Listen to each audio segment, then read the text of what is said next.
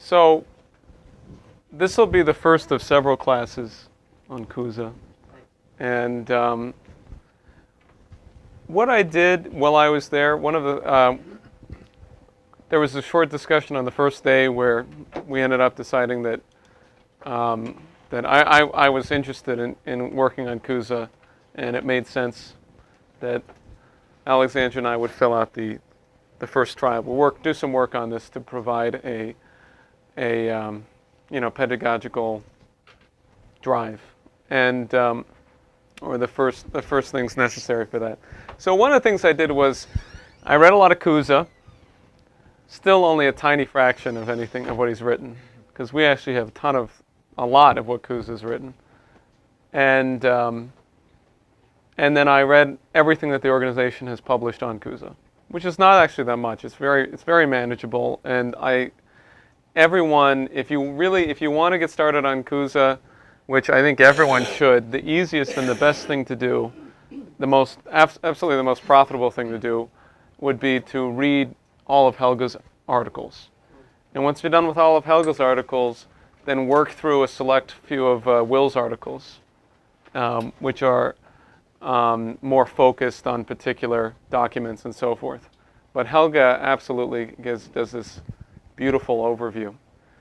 And it occurred to me that something that was not totally highlighted, and that I certainly didn't know much about, was what was the strategic situation in Cusa's life. Because, I had some ideas, but once I started to dig into it, it just enlivened everything for me. It made things a lot more real. Because the real question, I started with two questions. I started with, one is, what is the strategic, importance of Cusa today? And two, what is this principle of the maximum that Lynn keeps on referring to in his papers when he's talking about the first triad? So those are the two things. So I'm not really going to get into the second question today, except by sort of bare reflections of it. And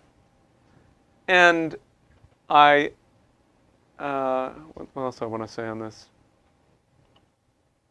Anyway, what I do hope that you draw from this is a sense of what was the meaning of strategy then.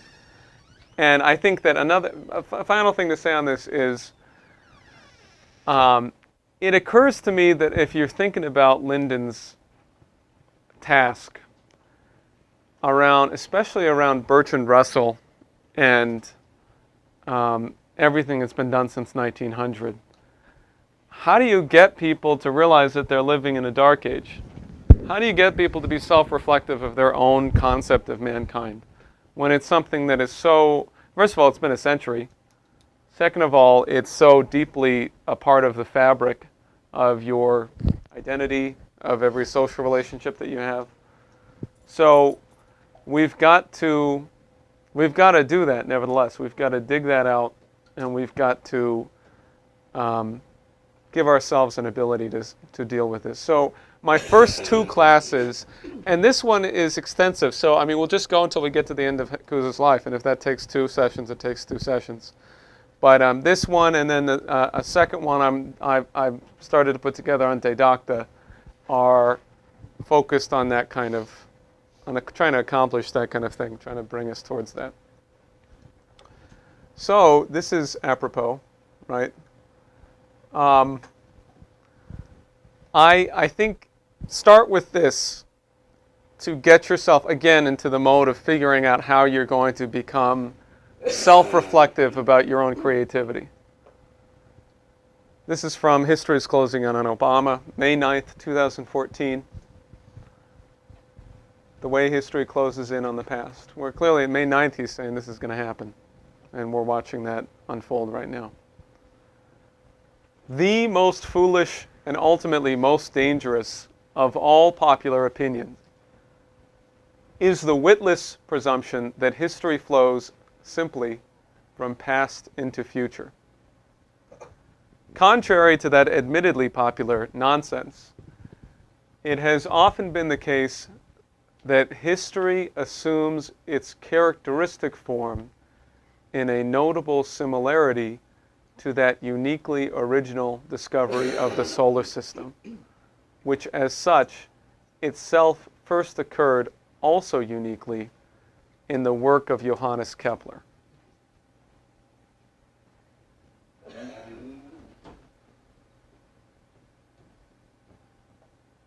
So Lynn just starts off the paper with this, with one paragraph, and then he kind of explodes, and he really turns it into something remarkable. But I think that this is, if you want to think about what is wrong with your concept of history, any received concept of history that you have, any popular concept of history that you have, this is a pretty fantastic clue to follow, to track down. Because how could it be that the characteristic form of history is similar to the discovery of the solar system? So keeping that in mind, because I think the task today is to get a sense of what history really was for Cusa. What was Cusa's role in history? What was his strategic significance, and so forth. So I have an idea on how to develop this. Here's Cusa, 1401 to 1464. On the right is his crest. Does anyone know why it looks like that? He doesn't know. It's not because he likes to eat lobster. His family's from Maine. He's from Bar Harbor. Yeah, no, you got it. No, Nicholas of Cusa. Well, okay, as everyone I think realizes, Cusa is a place name. It's Cus, K-U-E-S.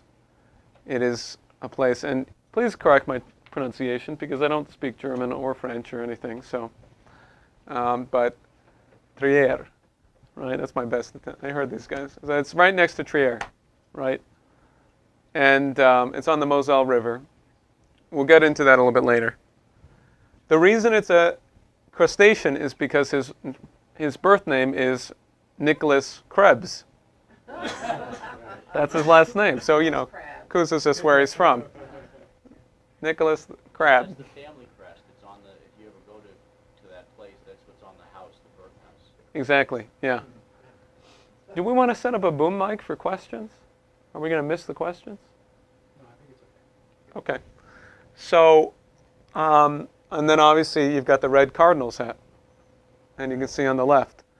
And that is what Cusa looked like. I think this is kind of fun because you'll see in my presentation I use a lot of pictures. I want people to have some imaginative concept. But a lot of the pictures are actually just people's imagination of what the person might look like. And they're done from 100 years later. Not all of them. Cusa is one of the people who is actually portrayed during his lifetime. So that's what he looked like. Anyway, so his father is a boatman in Cus. Let me get to the next part. Cusa was a Cusanus, Nicholas, whatever you want to call him. Cusa was he was really interested in astronomy, among other things. And so these are three instruments he had, just to give you a little bit of a sense of him as a person. On the bottom left is the astrolabe, which was invented at least a few hundred years before Christ, maybe long before then. And it was used to determine the angle above the horizon of any star. So you can pinpoint the North Star and then figure things out from there. Excuse me. On the right is a torquetum, which, if you want to see one, Rick Sanders has built one in his home. Actually, his son built it. But I can't even briefly explain this without making some kind of mistake, I'm sure. So I'm not even going to. But it's used to look at the stars and the planets in particular. And on the top left is a celestial sphere, which is you have a globe, and then you have the projection onto an outer globe. If you imagine, the Earth is at the center of that, and it's projected outwards onto this sphere. Sphere, is that what you mean? Sorry? You mean armillary sphere? Armillary? That may be a... No, that's not normal. No. Okay. Anyway, it's a celestial sphere, is what I understand. This is the first map of Europe that is known. It is attributed to Nicholas of Cusa. So the dark is water? Yes. Up at the top is Scandinavia. The ancient Greece didn't that's Europe. Well, I mean, it's not. I don't know. I can. I'm. First of all, everything's lost. So anything could have happened. Like they had conquered. Yeah, but so I don't really know. But this is considered the first major map of Middle Europe, and it's not clear if it was produced in 1451 or 1491. Either makes sense, even though 1491 is after his death, because really there's an engraving on the map that says all knowledge of these places is, or thanks be to Nicholas of Cusa for ordering these places. So Cusa gets credit for the knowledge that became the map, at least. So you can see, let's see, here's Bavaria, Bohemia, Italy is down this way. Do you have some kind of a pointer? Yeah, that'd be nice if we had a laser pointer or something. Oh, Roger, my head turned around. Yeah, we can turn down the lights. Yeah. It's a pointer in front of you, what you get. Yeah, I want a laser. Oh, what's that water? Okay, Thank you. you can shoot down missiles. Yeah, an energy flux density for PowerPoint. PowerPoint flux density. Okay, so this is just sort of for your interest, but I am going to use a series of maps later, as you'll see. Okay, so anyway, here's Scandinavia, Flanders, Westphalia, Bavaria, Bohemia. Russia's up here. Russia. And then Anglia. Yeah, and this is Ireland. And then down here is Italy. And yeah, you see Orient right over here. Transylvania. Yeah, so it's got a lot on it. And one of the ways that they know, and here's Trier. Okay. Anyway, so this is, I'm actually trying to use this as to prepare your mind for the concept that Cusa uses in 1464, in the year of his death, on a work called Compendium, which I want to use to frame this whole discussion. And I think it goes to this concept that Lynn put forward in that paper. So in this work, he spends the first, I think it has a lot to do with Book 4 of the Harmonies. He spends the first 7 chapters talking about sense perceptions, emanations, as Kepler would put it. Very much going through these things carefully, through how it works. By this point in time, he's already said, mankind is different from animals completely. Mankind cooks his food. Mankind uses, clothes himself, does all these things. He's gone through a concept of technology and fire as differentiating man and animals. What book is this? It's referred to as Compendium from 1464, and that's so. So I think it's really delightful, and you'll see how Kepler comes after this, how Kepler requires this. So, you mind reading it, Frank? Can you see it from back there? I know it's kind of small. Therefore, a completely louder. Somebody said. No, go ahead. Therefore, a completely developed animal, in which there is both sense and intellect, is to be likened to a geographer, who dwells in a city that has the 5 gateways of the 5 senses. Through these gateways, messengers from all over the world enter and report on the entire condition of the world, doing so in the following order. Those who bring news about the world's light and color enter through the gateway of sight. Those who bring news about sounds and voices enter through the gateway of hearing. Those reporting about odors enter through the gateway of smell. Those reporting on flavors enter through the gateway of taste. And those bringing news about heat and cold and other tangible things enter through the gateway of touch. Suppose the geographer to be seated and to take notice of every report in order to have within his city a delineated description of the entire perceptible world. Now, if a gateway to his city, say sight, always remained closed, then because messengers with news about visible objects would have no entrance, there would be a defect in the geographer's description of the world. For the description would not make mention of the sun, the stars, light, colors, the shapes of men, of brute animals, of trees, of cities, and in greater part would not make mention of the world's beauty. Likewise, if the gateway of hearing remained closed, the geographer's description would not contain anything about speeches, songs, melodies, and the like. The case is similar regarding the other senses. Therefore, the geographer endeavors with all his effort to keep all the gateways open and to continually receive the reports of ever new messengers and to make his description ever more accurate. So you have to position yourself as a geographer within the city.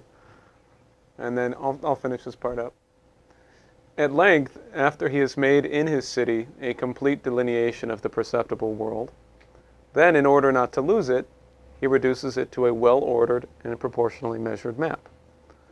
And he turns toward the map, and in addition, he dismisses the messengers, closes the gateways, and turns his inner sight toward the creator of the world, who is none of all those things about which the geographer has learned from the messengers, but who is the maker and cause of them all. He considers this maker to stand antecedently in relation to the whole world, as he himself, as geographer, stands in relation to his map. And from the relation of the map to the real world, he beholds in himself, qua geographer, the creator of the world.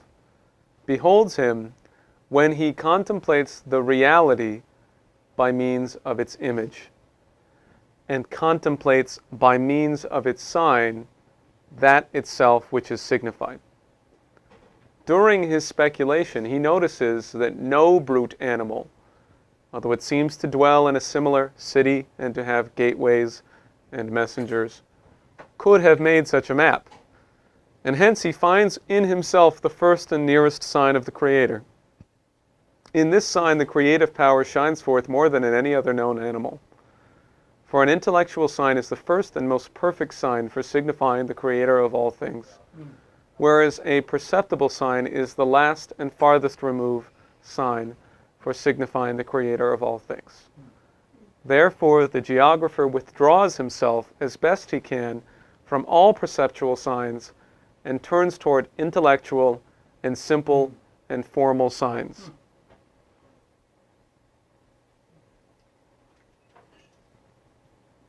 So I think that this is the kind of thing that you have to do in terms of a project like this.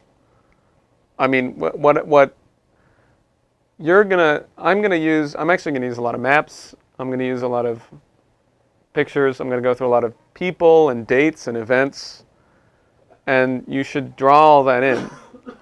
But the purpose of the discussion is not what happened in Cusa's life on that scale. You have to identify what is signified by the signs, right? So, and reflect on that the way that he does here on your relationship to it, and your relationship to the world, to history, to the Creator, to the maker and cause of all things. But I think it's a very, very fun piece, and actually goes on in a very beautiful way to describe how you can take this method and then look unto God himself. So, at this point, what I want to do is figure out what the strategic situation was. because Lynn was saying you got to look at 1,000-year arcs of history, right? So what was going on? Who are the major powers? Where should you go back to? And I went back to about 1000 AD. I think it's a good place to start. In 1000 AD, let me just close this one. Oh, I had to close the whole thing. All right, hold on. In 1000 AD, this is the territory of the Venetian of Venice, of the Venetian Republic, right? And so on the top left you have Venice. Here's Mantua, Bologna, Verona. Here's Pisa, Siena, Florence. Down here is Rome. And obviously we know something about Venice. They, around this time period, beginning in the 11th century, started to really develop the monetarist empire that they had. Purple is their territory. No, the red. Just the red is Yeah, just the red is their territory. Eventually they take over much more, but it's not so much their territory that matters, of course, because they're not controlling people by those means. So, remember that Dante in the 1200s, in the mid to late 1200s, is dealing with the Venetians and their domination over northern Italy. But I think that the place to start is with these guys, the horses of St. Mark. So does anyone know? These horses are at a basilica in Venice. Yeah, it's a church. It was the private church of the Doge for a long time. So does anyone know where these horses came from? They're very famous, but they weren't made in Venice. They were made in Constantinople. And these come from the Fourth Crusade, the sack of Constantinople, wherein the Crusaders, I'd like to study this more. I can't claim to be any kind of expert, but I imagine them to be just sort of dim-witted, all feudal, rapacious, and so forth, easily controlled by the Venetians, who are absolutely responsible for the death and destruction caused by this. But the Venetians pulled off the Fourth Crusade. The Crusaders and the nations, especially or not nations really, but anyway, the powers, the Normans in particular, who were involved in the Crusades, think about all of the history plays that we read and all the discussion about the Crusades. Well, who is drawing people into the Crusades? It's the Venetians. And they are drawing people in so that they can suck them dry. They're saying, oh, well, I see how you really have to get this crusade done. We'll offer up a loan. But of course, because of exigent circumstances, we're going to need to ask for a very high rate of interest, right? And the whole point is to destroy humanity. Absolutely to destroy humanity. And so in the Fourth Crusade, 1204, Western forces sack Constantinople, which is a Christian city. And they take the horses, and they take everything, and they burn down the library.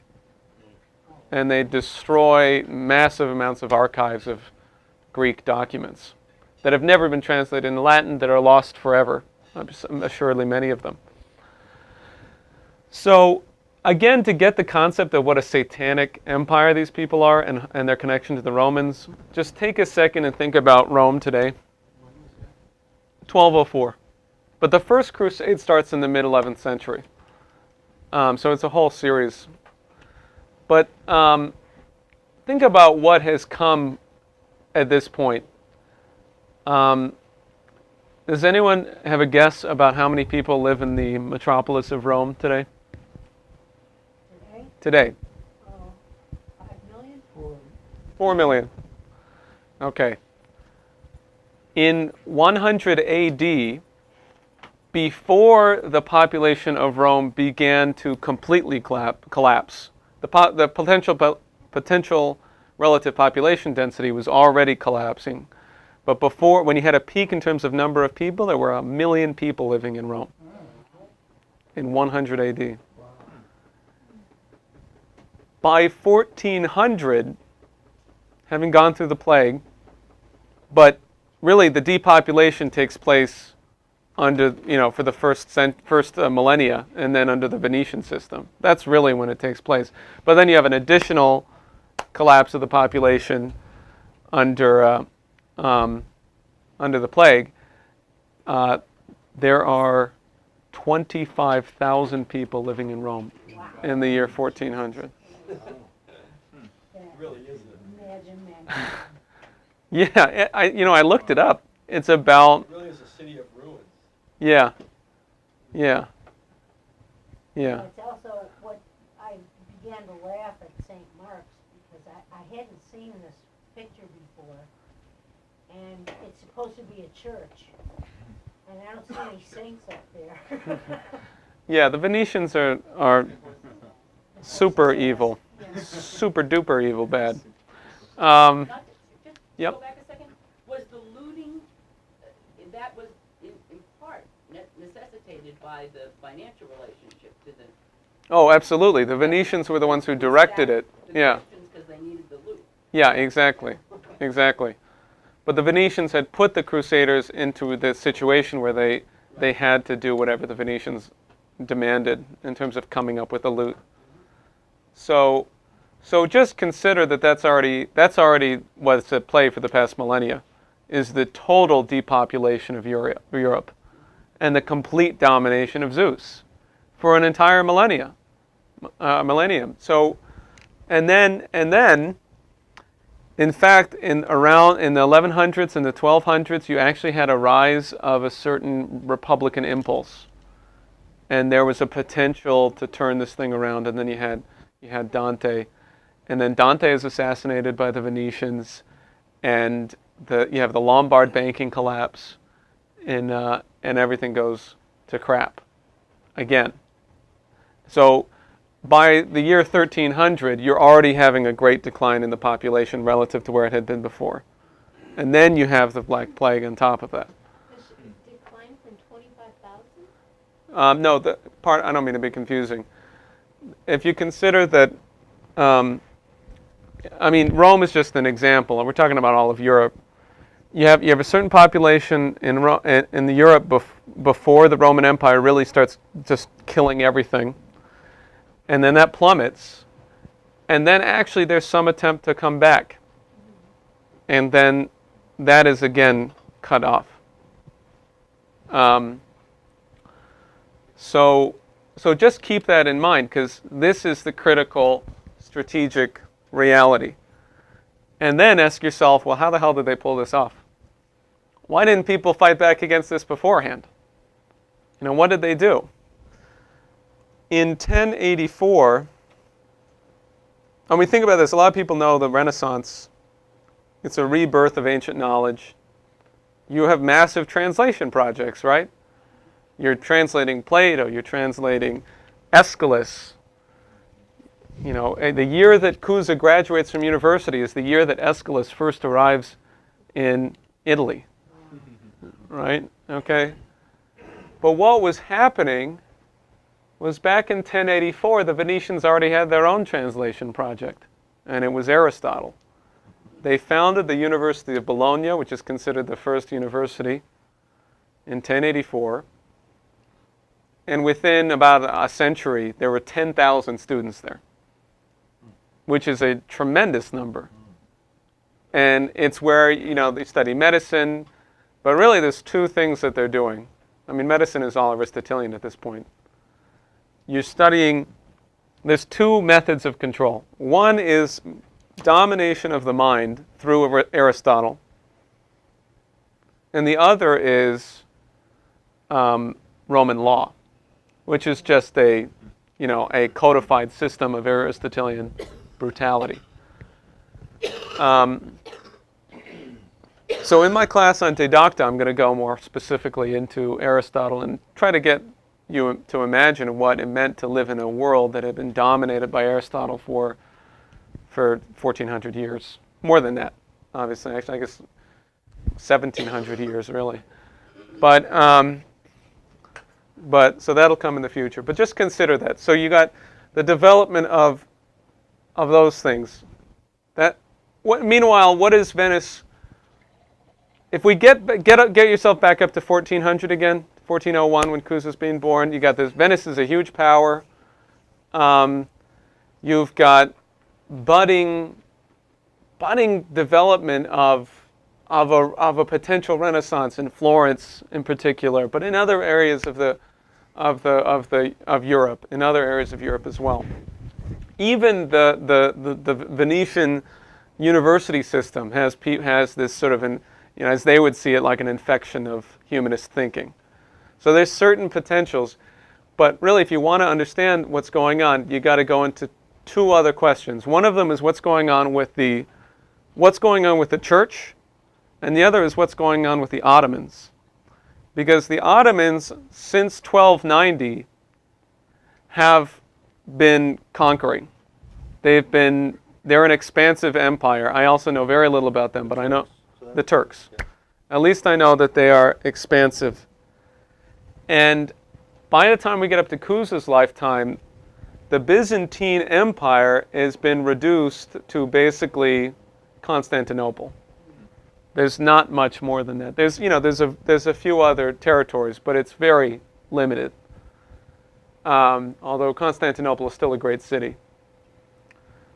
So the Venetians, throughout Cusa's life, are playing this game of saying, we don't want to have a war. We're not going to go to war. We're not going to do another crusade. We're not going to play that role. But meanwhile, the Turks are encroaching steadily into Europe. So it's known that there's going to be some kind of conflict. And the Venetians are just playing a waiting game to see how they can manipulate the situation. If they can get the Rome, if they can get the West desperate enough, then they'll have to come to Venice and beg for help, which you'll see is very important to the end of Cusa's life. So those are the, and then okay. So then let me move forward. One of Cusa's friends throughout his whole life is Aeneas Silvio Piccolomini, who I think is a fascinating person to study. He later became Pope Pius II. Mm-hmm. And he is the only pope to have ever written his own autobiography. Before he became pope, he was a secretary to the Holy Roman Emperor, and he was known for writing a love story, a sort of a romantic adventure that got distributed across Europe. So he's a funny, kind of flowery guy. I think that I think he's really interesting because I know he lies a lot. He exaggerates. He paints things. He wrote his whole autobiography in the third person, so it's just about he did this and then he did that and then But he's an interesting guy. He's sent on like a secret mission to Scotland during the Council of Basel. He's anyway, and he does a lot of good things. He's genuinely a good-hearted person. He says about the Venetians, this is just, keep this in mind because at the end of it, it'll be really important. As among brute beasts, aquatic creatures have the least intelligence, so among human beings, the Venetians are the least just and the least capable of humanity. They please only themselves, and while they talk, they listen to and admire themselves. When they speak, they think themselves sirens. They wish to appear Christian before the world, but in reality, they never think of God. And except for the state, which they regard as a deity, they hold nothing sacred. The Venetians aim at the dominion of Italy and all but dare to aspire to the mastery of the world. So Piccolomini knew what was going on. And obviously so did Cusa.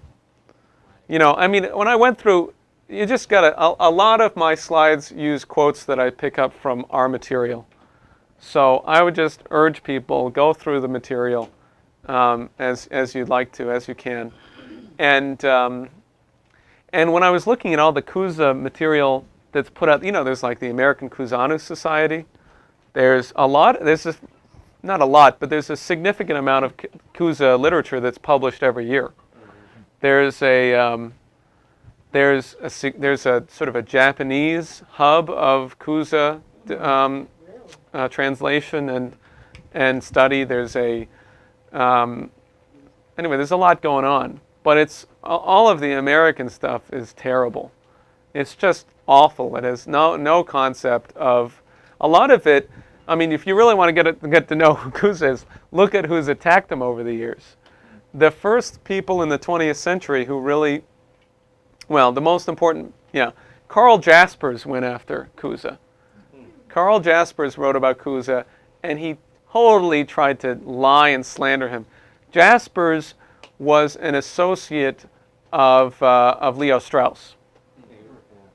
Right, okay, he was a psychologist in the same exact grouping, all right. So, and Heidegger. But in the Americans, a lot of them just don't seem to like Cusa. Jasper Hopkins I find very interesting because this guy, he's written a lot of obviously good translations. Maybe it's not obvious, but I think that they're good. People seem to regard them as such. But if you read his footnotes, he does the same thing that this guy Lomker does, right, on Leibniz. He outright lies about Cusa in the footnotes. And he claims that Cusa is a peripatetic, which is an Aristotelian, which is so patently false. So you have to ask yourself what's going on there. It could be that he just doesn't really believe this, but he's being sort of, whoever's paying for it, he feels like he has to pay, homage to that idea of Cusa, or maybe he's just mean-spirited. I don't know. Anyway, so, but what I'm going to start on here now is Cusa's life. And Cusa, one of the interesting things is that, anyway, but the point of going through that is just that our material is so much better, and you have to have the strategic concept if you're going to understand at all what he's doing. Now, to move on, you look at Cusa's life. It's interesting because we know a lot about him. Brunelleschi, we have nothing that he wrote. Toscanelli, we have one letter that he wrote. Otherwise, all of his work is gone. Cusa, we have like his daily itinerary. We have massive amounts of documentation of Cusa's life. And the German Cusa study in the 20th century has a lot of good stuff going on in it. And one of the things that has been done is a huge catalog of everything that he's done. So, okay, so to continue. So we know a lot about Cusa's life, and I'm going to take you through some of his itineraries. For context, the Plantagenets are ruling throughout his life. Henry IV, V, and VI, who are all dedicated to oligarchical, bloody war. They're manipulable. They're, hedonistic. Killers of Joan of Arc. That's a point that we're about to come to. Here's the Holy Roman Empire, which is the political, situation at the time, approximately. The Holy Roman Empire is interesting because, anyway, you see the empire and then the papal state. Imagine what's happened to the church over this period of time. It's collapsing.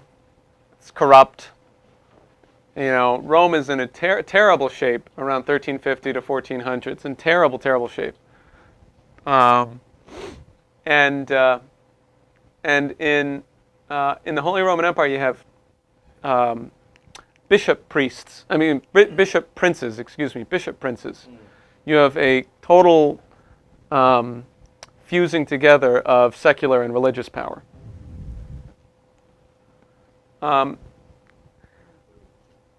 If you look back at that piece about the geographer, you would also be reminded of Thomas à Kempis. because he speaks a lot about the need to withdraw and into yourself and consider and think the way that he did. A Kempis is really interesting and important here.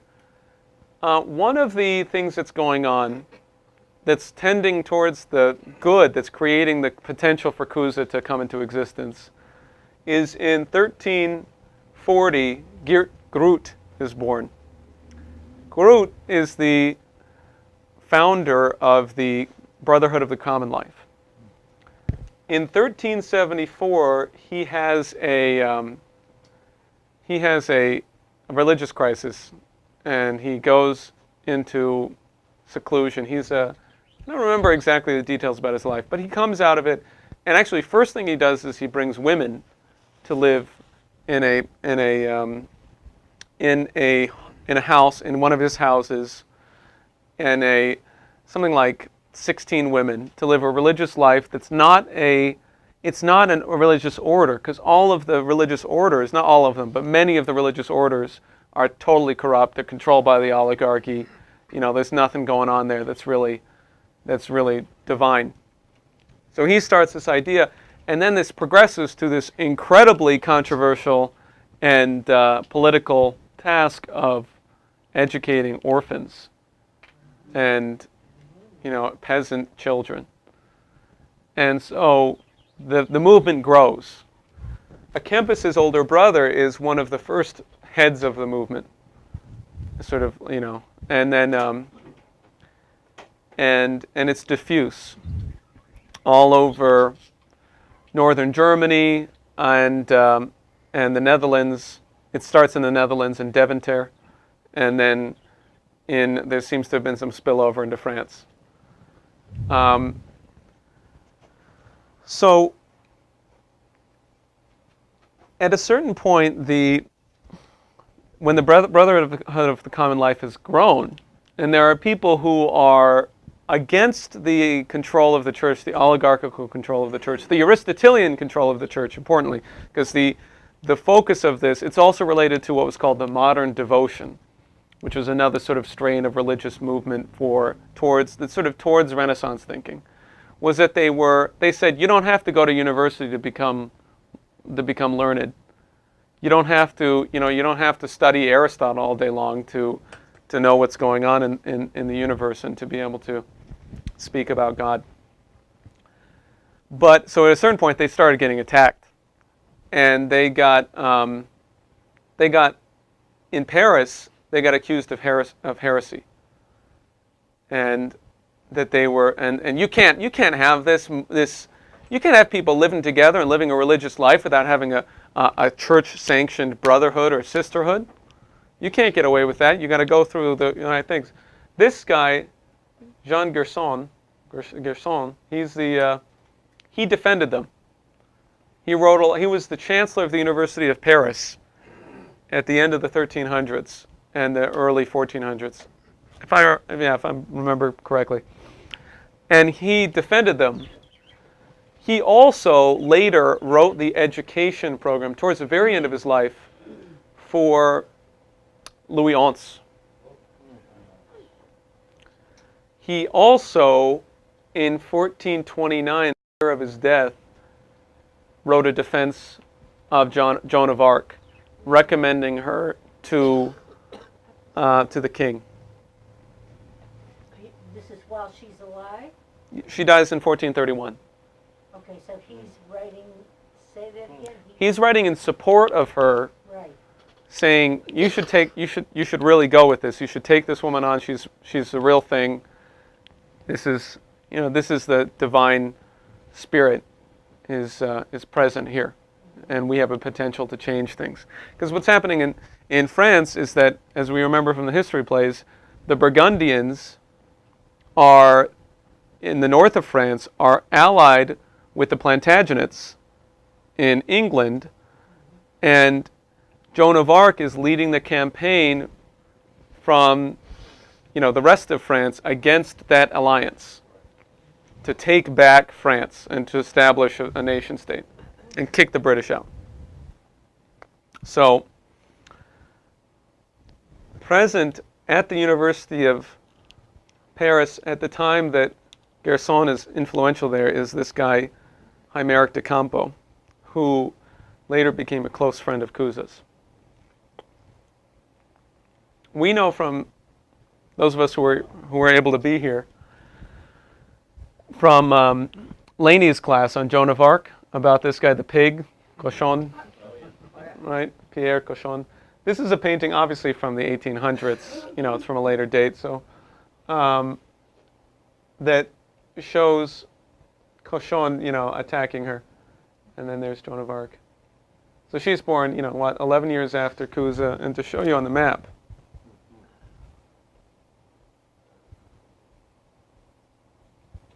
Okay, K is Trier. There is A is Cuse, which today, like Jeff was saying, is Bernkastel Cuse, which they just combined. Bernkastel Cuse, they just combined the town across the river. And then here is Domremy La Pucelle. It's called La Pucelle now, which means the maid, but Domremy is where Joan of Arc was born. So you can see how close there. I think I also have on here. Okay, here. Who knows who was born here? This is Wilderstadt. Yeah, you got it. That was easy. So Kepler's born here. You know, more than essentially quite a while later. So okay. Now we can get into what Cusa's doing. Because there's a story that came out in 1455 at the retrial of Joan of Arc. So 1431, they do as Lynn has mentioned, they burn her, and then they open up the pyre, and they check to make sure she's dead, and then they burn her again, right? And it's the Normans and the Burgundians who are doing this. Cochon is with the Burgundians, right? So 1455, there comes out a story that at the retrial, where she's completely, she's completely cleared of all crimes, and she's sanctioned as a truthful hero. The story is that one of the people, I imagine it's this guy, one of the people who was with the Burgundians, with Cochon, was said to. What was the issue? The issue was Joan of Arc was having visions from God and hearing voices from God, right?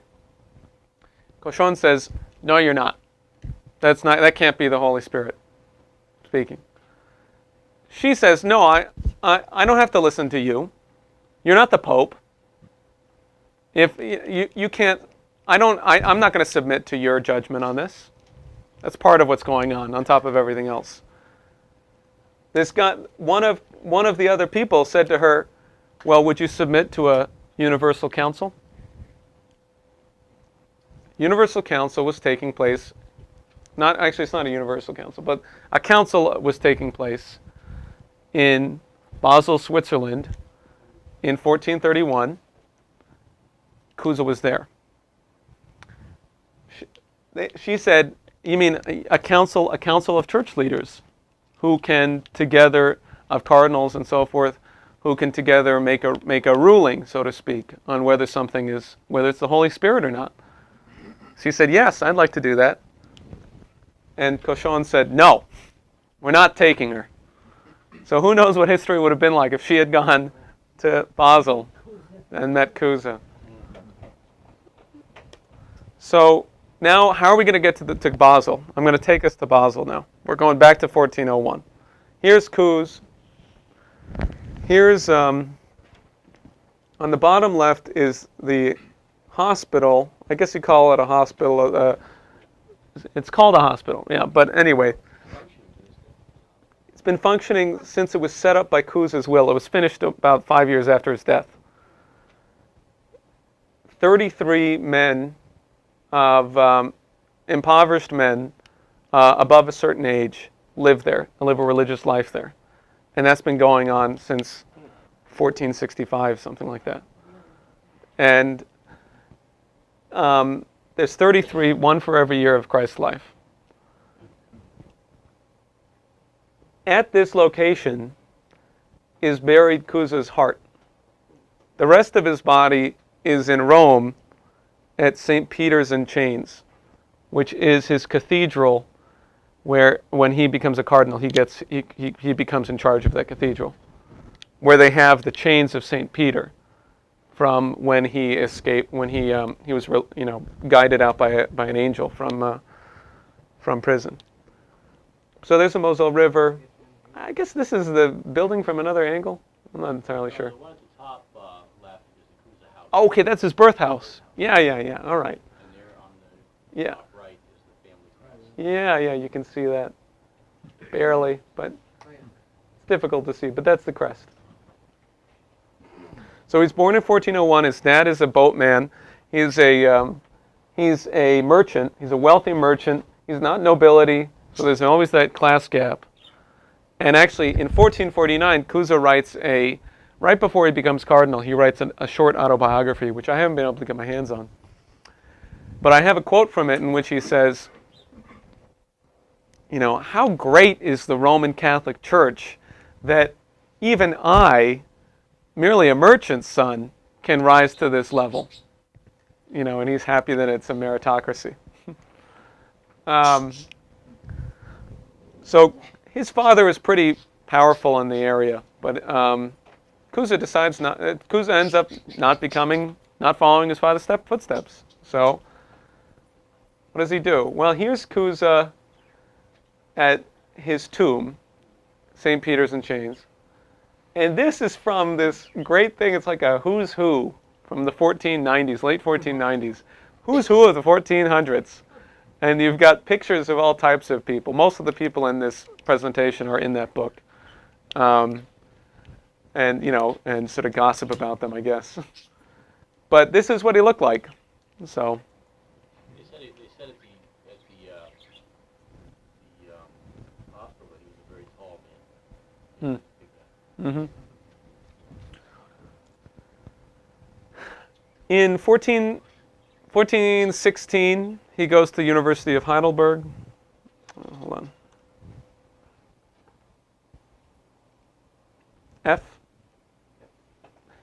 And he stays there for a year. And we don't know much of what he did there. And then immediately afterwards, he goes to Padua, to the University of Padua, and he stays there until 1423. And he gets his doctorate of canon law. At the University of Padua, he becomes friends with Toscanelli, who's there at the same time. And he becomes friends with a guy who's just recently graduated and is teaching by the time that Cusa is, or teaching towards the end of Cusa's time at Padua. His name is Cardinal Cesarini. I mean, his name is not Cardinal, but he becomes Cardinal relatively shortly thereafter. So Cusa's at the University of Padua. He becomes friends with people who very rapidly become influential within the church and rise to levels of power. Toscanelli is not one of them, but he becomes known as the greatest astronomer and mathematician of the time, within his own lifetime. So, of course, Toscanelli spends most of his life in Florence. He doesn't leave Florence very much. He goes to Rome sometimes. He goes to certain other locations and around the area, but he doesn't go much else. So they have a very close relationship towards the end of his life. Cesarini becomes the president, the papal legate to the Council of Basel. So 1431, they meet up again. How did they get there? Let me see what I have in here. Okay, how do they get there? From Padua, already at Padua, I mean, a lot of what he's doing is he's becoming a humanist, and not just like that's his philosophy or something, but he's actually doing the work of a humanist. He's actually digging out ancient texts and finding them, and this becomes really important at the Council of Basel and also at the Council of Florence, that Cusa has this ability to research and discover ancient documents. But he he becomes well known to the leading humanists in Florence because of this skill of his. And he discovers, for example, later he goes to, after Padua, he goes to Cologne for a year. And then he makes a visit to Paris for a short amount of time. And in Cologne, he discovers 12 lost plays of Plautus, 12 comedies. Okay? And so, but he's in touch with Niccolo di Niccolo, who is the leading, in 1420s, he's the leading humanist of Florence. He's the one who's financing the translations and who's driving the whole project. So Cusa is already pretty well known. And then he begins this, so at this point he's a lawyer, right? Within a few years, by like 1428, 1429, he's offered a position as a professor at a university. And then they offer to him again, but he's not interested. When did he graduate from Padua? 23. So he's, what he's doing is he's soaking up well, I guess they're called, I don't know if this label is really appropriate, but the Neoplatonist scholars of the past 200, 300 years. And then further back, he starts to get into this guy, Dionysius the Areopagite, who is a major writer in about 500, 600, somewhere in there, in Syria, who is someone who's talking about the fact that God's name is ineffable. He's talking about these kind of paradoxes of how do you comprehend the incomprehensible. There's another guy named Raymond Lull, who's from Majorca, who is in the 1200s extremely influential in the thinking against and fighting against Aristotle. So there are people who have been fighting, and he's studying them. And then Gerson, who had designed who I talked about earlier, designed the education for Louis XI, he also is affecting the milieu, the intellectual milieu in Paris when Cusa goes to visit. And there are a variety of other writers that become very important to him, but the Lull is the one who he has the most work from. His most books from Lull in his library more than anyone else. So anyway, so he's doing these things, and in the meanwhile, he's a very successful lawyer. He's involved. He's asked to, negotiate this dispute. Help establish who gets the prebend. Prebends are it's a way that you gain income if you're in the church. If you are in charge of this church and that church, this district, this particular parish, and so forth, then you get a certain income that comes from that. It's called a prebend. And as the situation is at this point in time, and I'm sure anyway, a lot of times people are given jurisdiction over a area that they never even go to, but they get the income from it. So he's involved in those kinds of negotiations. He's involved in increasingly more and more complicated, more and more important affairs. And then he goes to he becomes the secretary of the Archbishop of Trier. Trier. Thank you, Margaret. I'm serious. And Trier. He becomes the person. Yeah, exactly. So he becomes the personal secretary, and this guy's name is Otto von Manderscheid.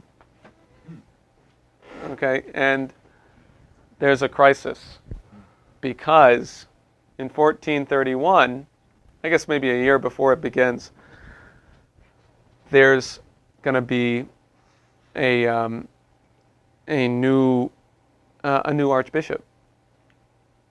I may have confused something here. He may be that that von Manderscheid was not the archbishop at that point in time. Maybe he was something else. Anyway, there's a dispute about who's going to become in charge there, and he's working for the guy who the lay people want. And the lay people are the wealthy people. But they want this guy to be in charge. But then the Pope selects someone else.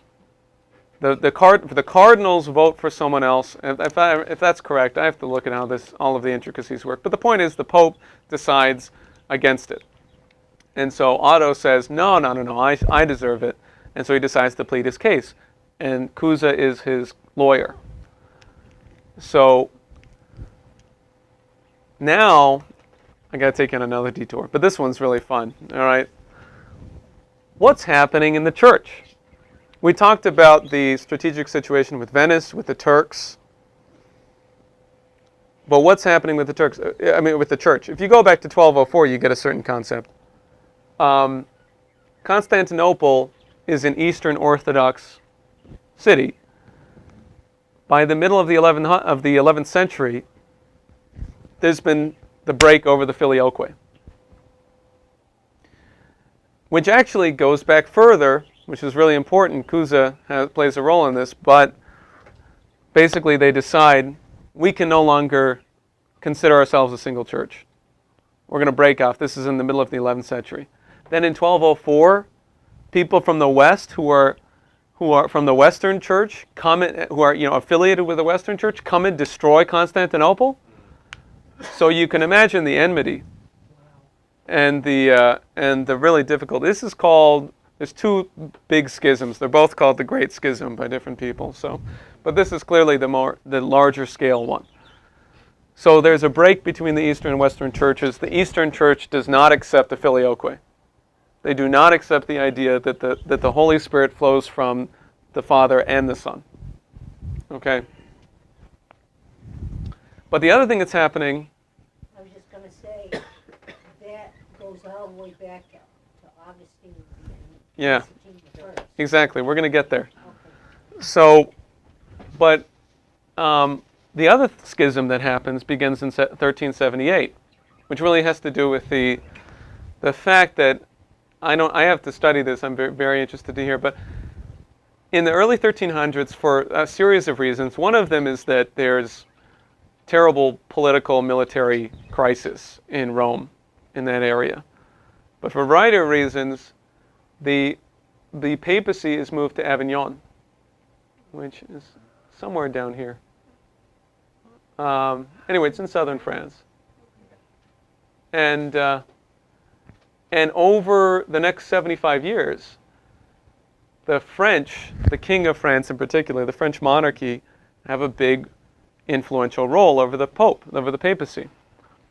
So that by 1378, there's a lot of pressure to move the Pope back to Rome.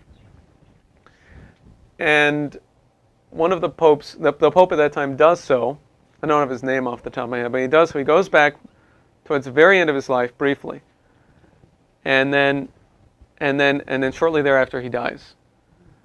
And the cardinals are in Rome, and there's riots in the street. We need an Italian Pope. We must have a Roman Pope. So the cardinals select a Roman Pope, or at least Italian. But then they go back to Avignon. And they say, that selection was under duress. We've got to have another Pope. So they select the Pope in Avignon, and this becomes known later. I don't know when this term came up, but it's a funny term, the anti-Pope. So at this point, there's two popes at the same time. And this is a situation from 1378 to 1409, when there's a council held in Pisa. During this time period, you can imagine what people in the church believe. They're like, what is going on with these popes?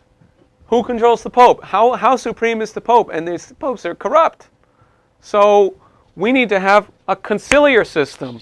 We need to have councils, a body, a representative body of the church that will have supremacy over the Pope, really. But they're trying to, that's what some of them really want. But really, they're claiming, we're going to figure out, how to accomplish this. We're going to really base this on canon law, on a deep, truthful understanding of canon law, and we're going to determine how to deal with these problems of hierarchy. Like what kind of council has supremacy? When is a council infallible? like the Pope? When does the council have the authority to kick out a Pope? And those are the big questions they're asking. So there's a series of councils that are happening.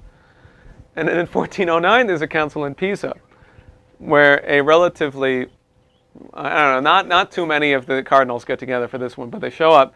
Enough of them show up that they say, the problem is both of the popes are illegitimate.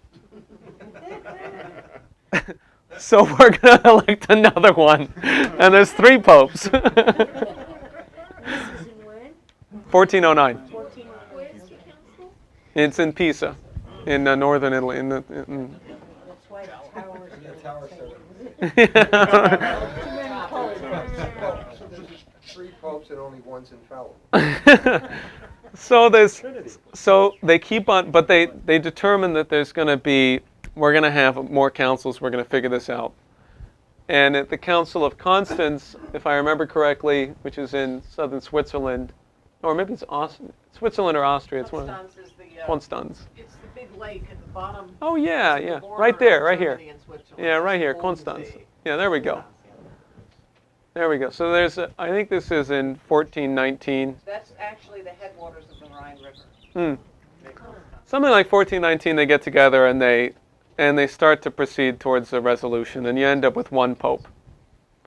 And So the resolution starts with Constance. yeah, I think it might even complete there. I looked at this a month or 2 ago. But anyway, they come up with you end up with one pope by the time that Cusa's in the game. And but the agreement is we're going to keep having these councils. We're going to have them. First, we're going to have one in 5 years, and we're going to have one in 7 years, and then 10 years after that, and we're going to have these councils, and we're going to deal with this. Are these cardinals only?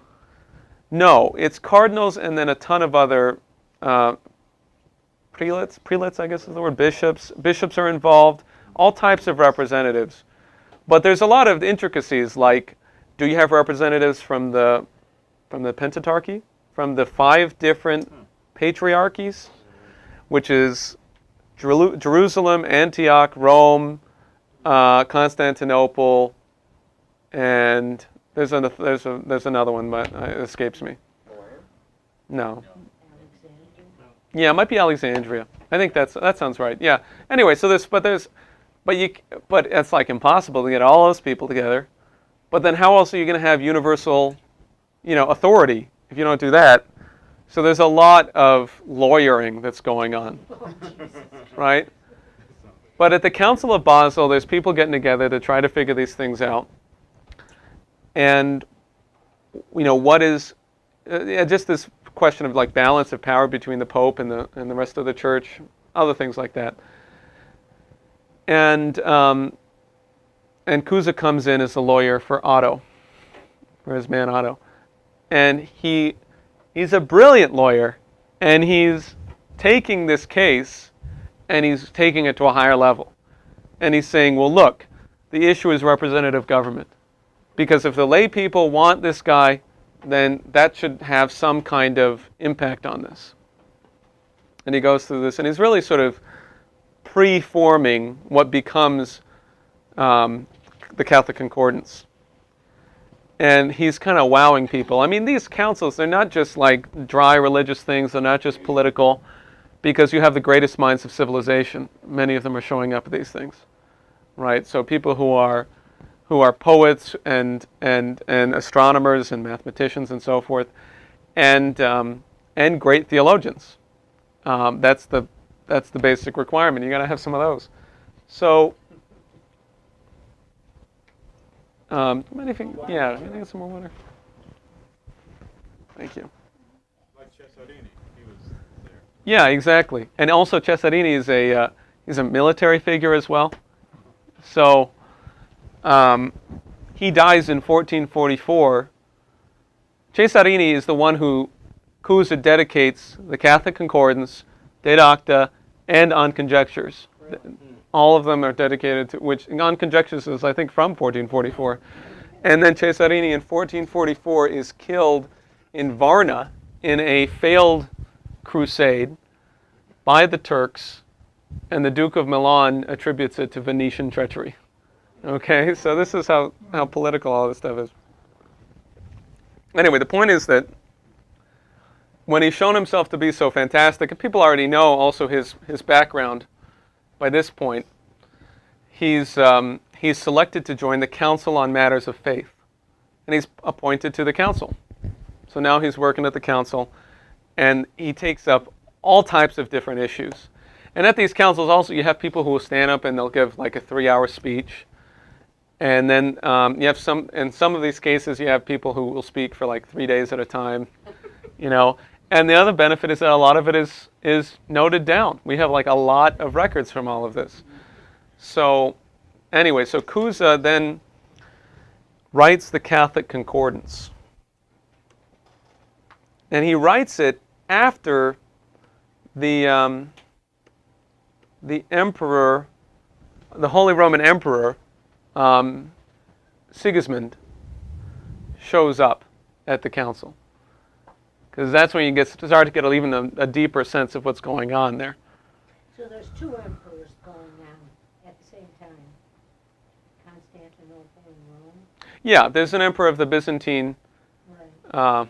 operation, the Byzantine Empire, but the Holy Roman Empire is much larger, of course, because it's been consolidated by Charlemagne to begin with in the mid 800s, and then it's gone through many different changes, but it still exists in this way. So the thing about the Holy Roman Emperor is that he's anointed, he's crowned by the Pope, and so this gives you a little bit of better sense of the interrelation rather. Anyway, so this is from Catholic Concordance. Now, in terms of what he's doing, you know, he's trying to answer these questions. But he's not trying to just answer the questions, you can see from this that Cusa is completely obsessed with the unity of humanity.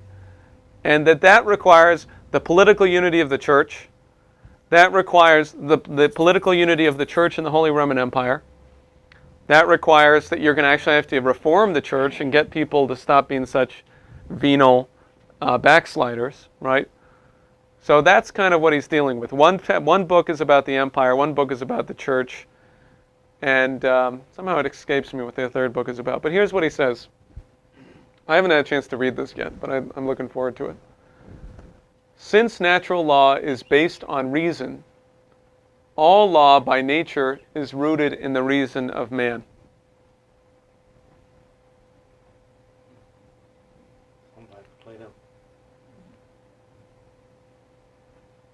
There is in the people a divine seed by virtue of their common equal birth and the equal natural rights of all men, so that all authority, which comes from God, as does man himself, all authority comes from God, as does man himself, is recognized as divine when it arises from the common consent of all the subjects. This is that divinely ordained marital state of spiritual union based on a lasting harmony by which a commonwealth is guided in the fullness of peace toward eternal bliss. So, I mean, this document it's not just that it like prefigures the Declaration of Independence and the preamble to the Constitution. It actually has a lot more than those do involved in it. And it's 350 years before they come out, before they're produced. And no one knows who knows about Cusa and his relationship to the American Republic. At this point, the question you should start asking yourself is just that. Lynn is obviously right when he says that Cusa was the progenitor of the move across the great oceans. But there's not any empirical evidence of that. And Cusa is a relatively unknown figure. So why is that? What happened? And what was going through Cusa's mind such that he came to, I would just accept the assertion at this point and then play with it, that Cusa is the one who created this mission for humanity that became Columbus's mission. Accept that first, and then ask yourself, how did he come to that? Why did he think that had to happen? You have the precedent in Aeneas, from Troy to Rome. It's true. Could I ask a question? Go ahead. The Council of Basel Yeah. was convened right the same year that Joan of Arc was on trial, Yeah. when they asked her if she would submit to this Yeah. council. And my understanding is she said no, she would only go before the authorities in Rome, because Rome was the aim of the church. And what happened then is that Cusa, in writing this, actually ended the conciliar movement, which he was a proponent of, but then he said no. And then, so you had the councils and, what led to what preceded the Council of Florence, I guess was, whatever city it was in. Well, like I said, the story about Joan of Arc is a story that's reported in 1455, and I think I accurately reported it. So that's what I know on that front. And then on the question of the conciliar movement and Cusa, I guess you're right. I mean, it's one way of looking at it. Yeah, but it went on a long time after he left it. So I don't know. I don't really know how to talk about the conciliar movement per se. I think that's an interesting question, but I don't really know how to talk about that. What he does is he founds the concept of a modern republic. Right. That makes more sense now, what Lynn is saying in terms of looking across the ocean somewhere else, because of all of these different fights that are all over Europe. That's my sense. But here, let's keep going, because we've got, 45 minutes left or something. Okay. So, Pope during the Council of Basel is Eugenius IV, who was really, I think, also another interesting guy. This is a picture of him in 1436. Who can figure out where he is?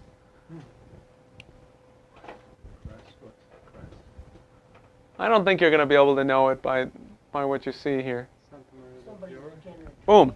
He's consecrating Brunelleschi's dome in 1436. On the left. On the right. On the left is just some woodcut. So I don't know who painted this or anything, but he was there.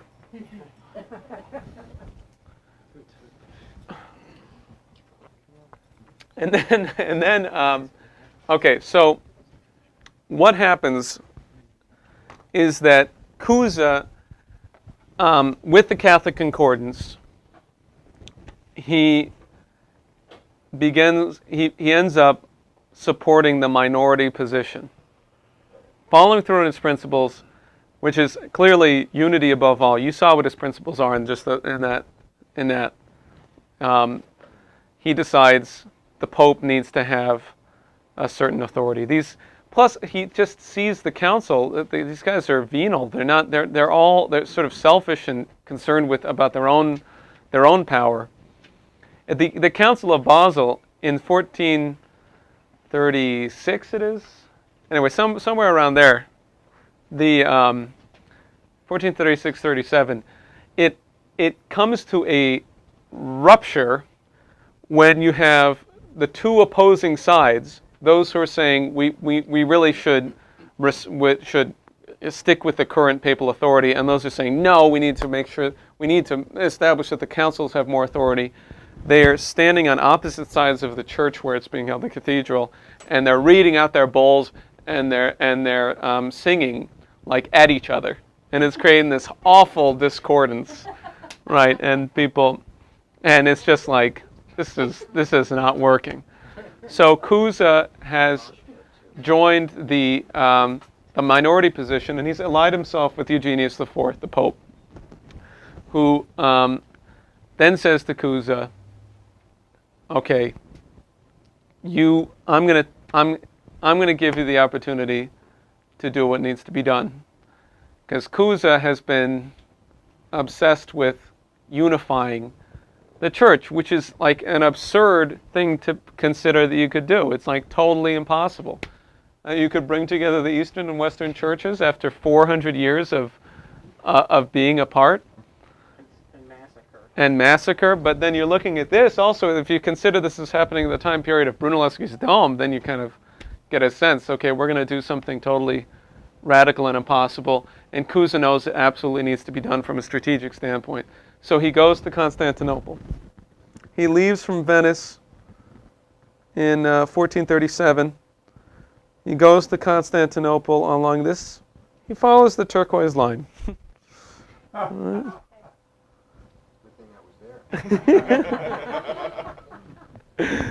And he gets to Constantinople, and lo and behold, he recruits all the folks he needs to recruit. He recruits the Emperor of Byzantine, John VIII, in the middle. This is, and I'll tell you what this is that we're looking at. He recruits the Patriarch of Constantinople, Joseph II. He recruits Platon, who is the leading secular Plato scholar in the world. And this is an image of the Chapel of the Magi, which is in Florence. It's in Florence at the Palazzo, the Medici Palazzo, which is a museum now, of course. But definitely look it up online, because you got to look at the high quality images. But it's really beautiful, and it, as you can tell, it covers the entirety of the inside walls of the chapel. It's the three kings, right? It's the Magi coming to view Christ, to honor Christ, the baby Jesus, right? And they and this is in this painting, in this mural, the young king is Lorenzo de' Medici, later known as Il Magnifico. John is the middle king, and Joseph is the old king. And Platon's one of the people in the background. There's tons of people in the background. The Cosimo de' Medici is right here. Good God, you would have thought with that sort of lineup that they would have had a success at the Council of Florence. They did. They absolutely did. There were... Okay, but let me give you another sense of this. These aren't the only people who came with Cusa.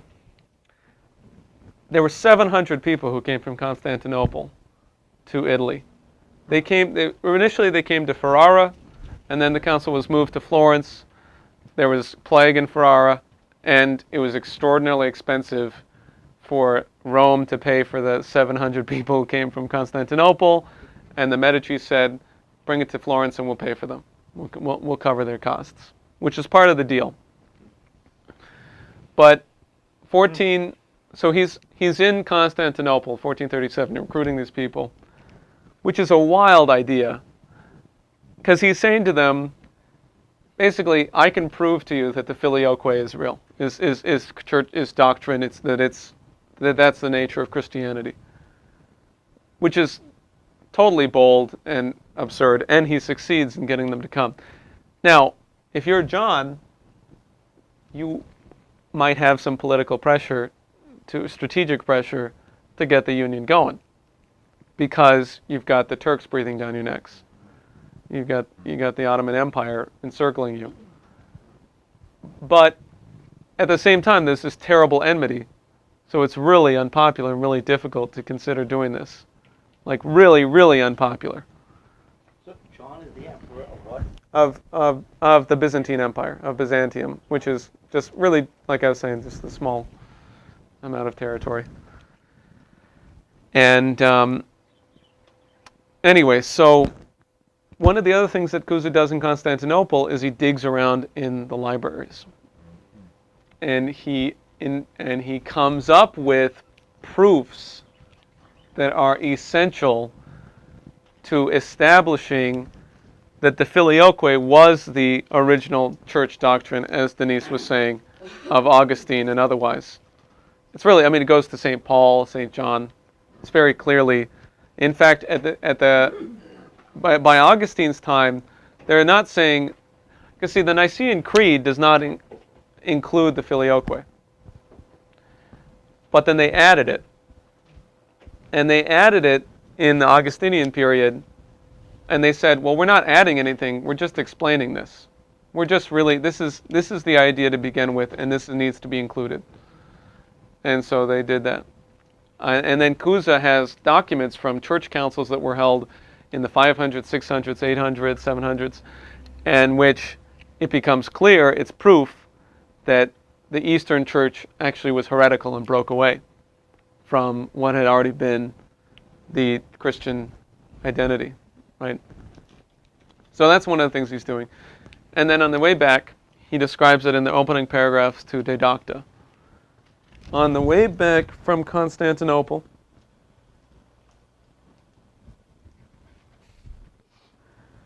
he says he had a vision from the Father of Lights in which he came to understand how to understand the incomprehensible incomprehensibly.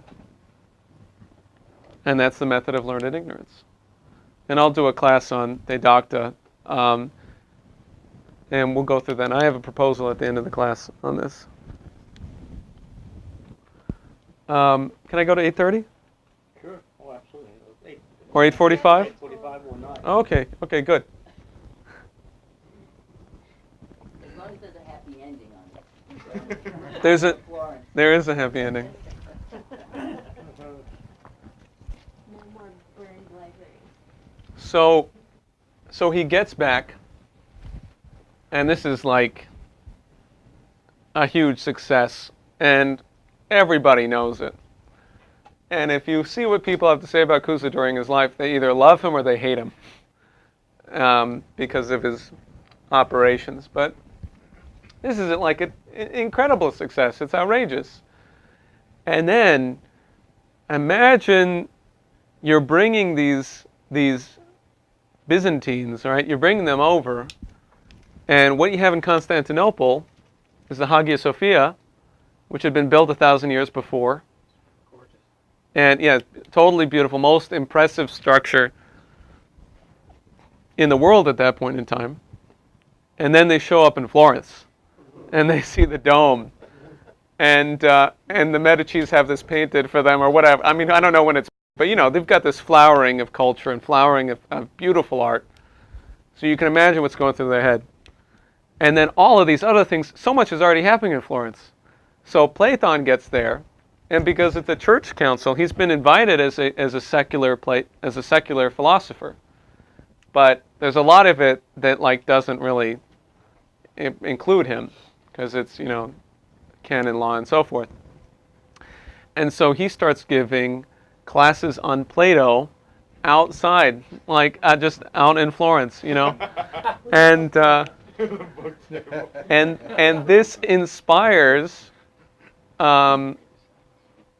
Lorenzo de' Medici to found the Platonic Academy of Florence, which then later the Ficino is the head of it. Ficino, thank you.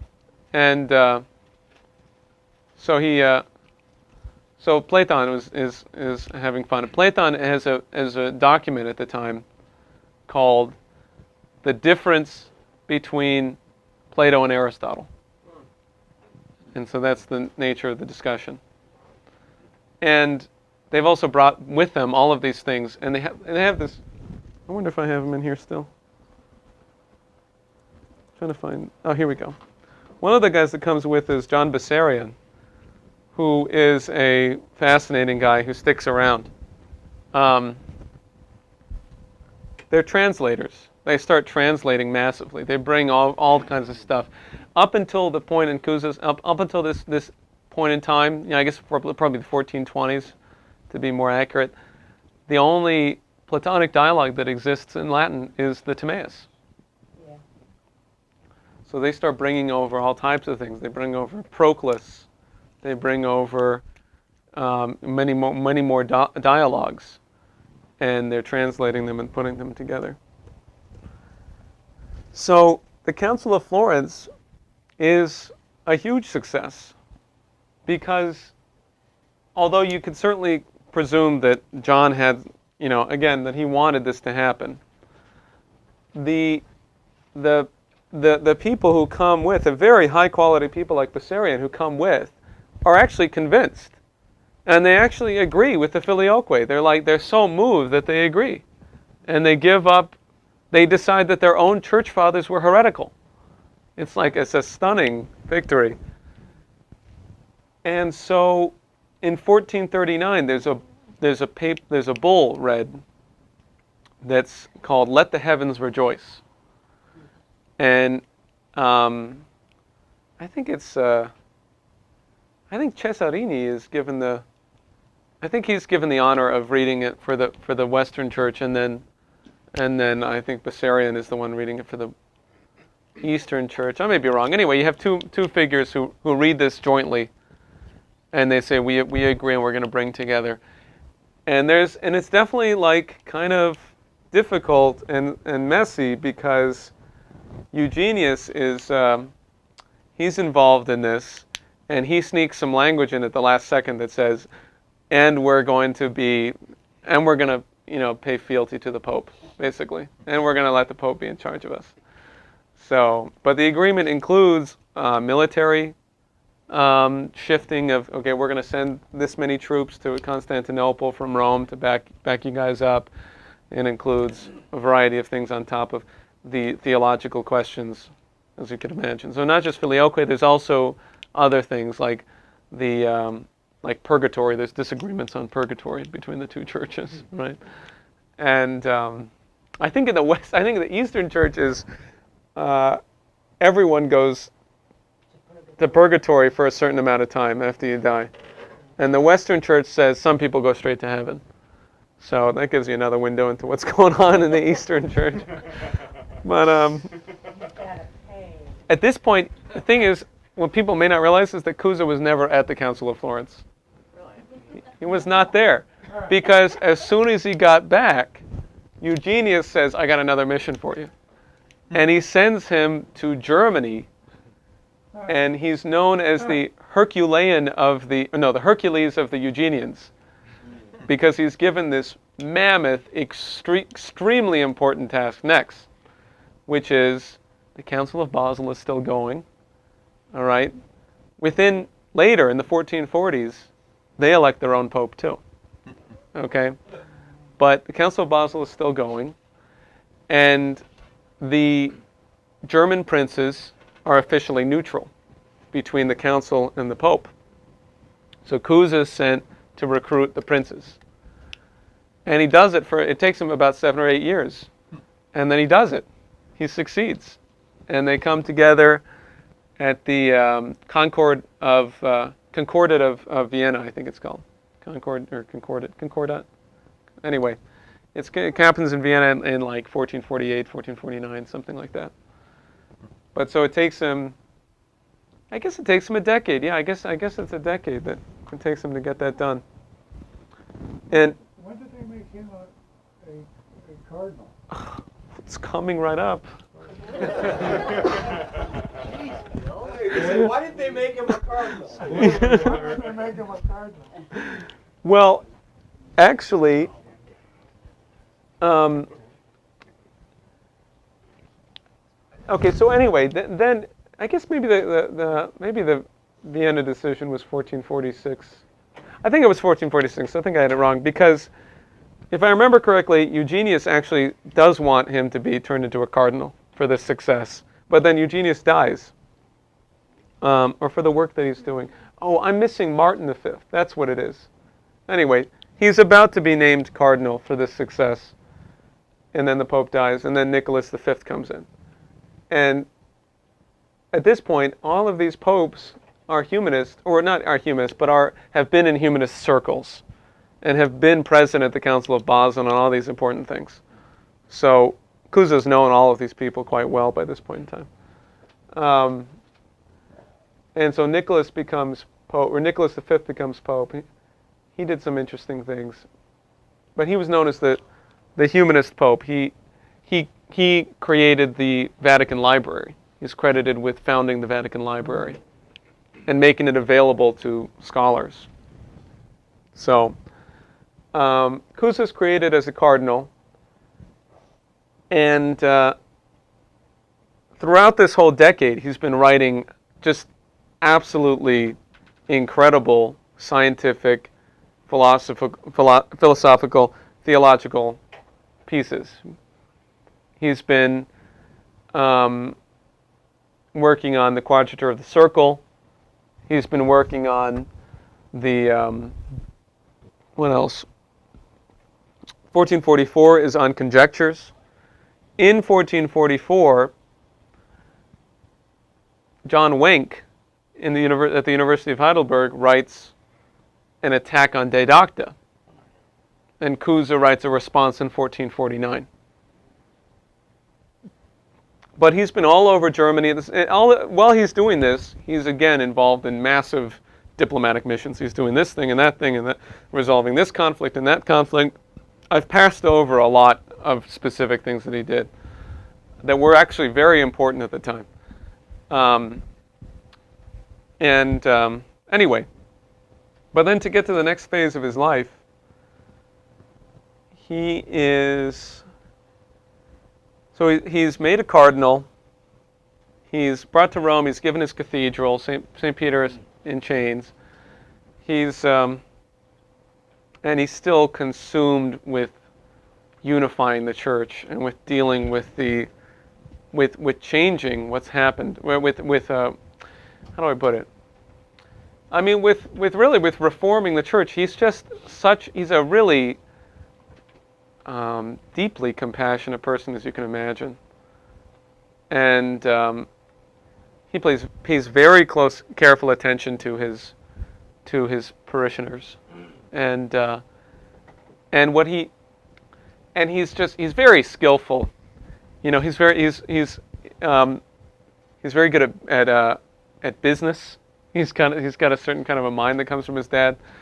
So even though he's extremely humble. As a cardinal, he lives an incredibly simple life. And but it's because he's very carefully managing all of his income streams, and he's using them to support a staff. He has a large number of people who work for him, and he's putting it together to other uses. Like, of course, this is money that eventually founds the hospital and other things. So he's very careful about this stuff. But in 1451, he gets started on this absurd trip, when you think about it. I mean, you can see from this already that Cusa he's got to be like the best traveled, philosopher around. Ben Franklin. Right. Yeah. Really? He's covering so many miles. So in 1451, after he's had this great coup with the German princes, and he's gone through... the other interesting thing that happens in 1450 is that there's a Jubilee year in Rome, and things are actually starting to get better in Rome.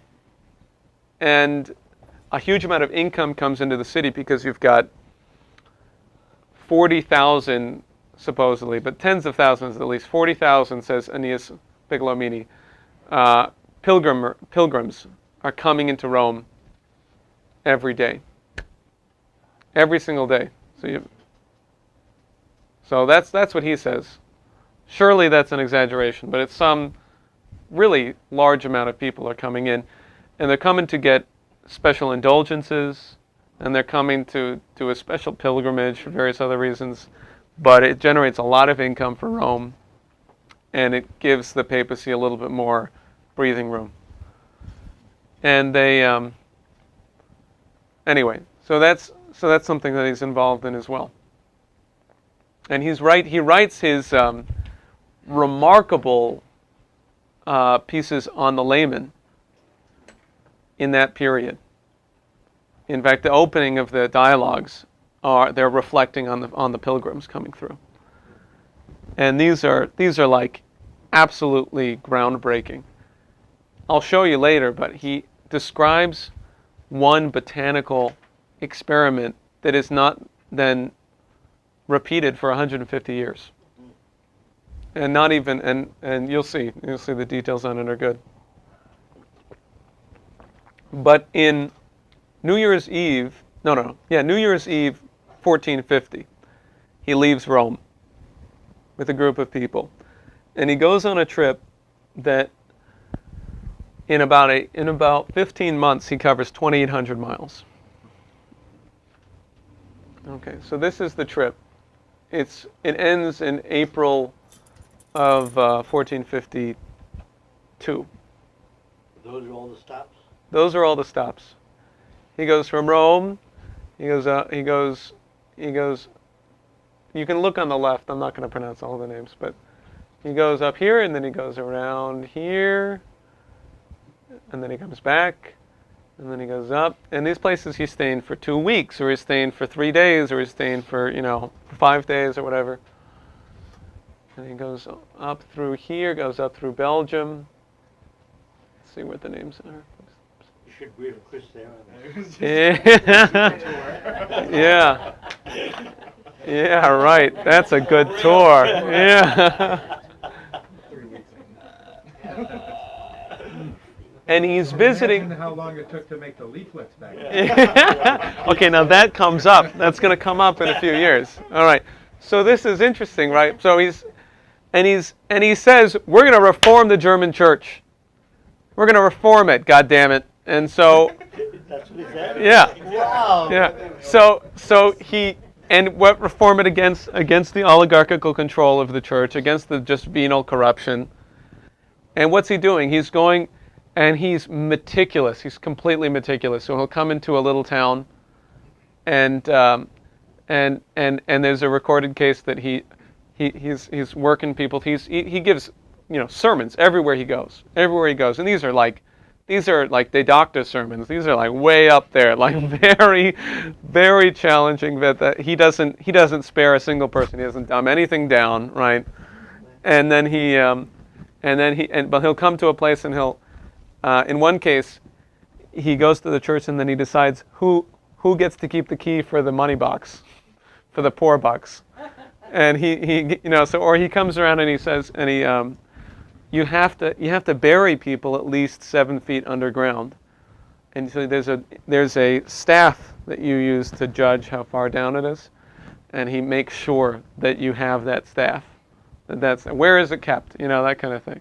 So he's totally meticulous, and at the same time, what he's doing is he's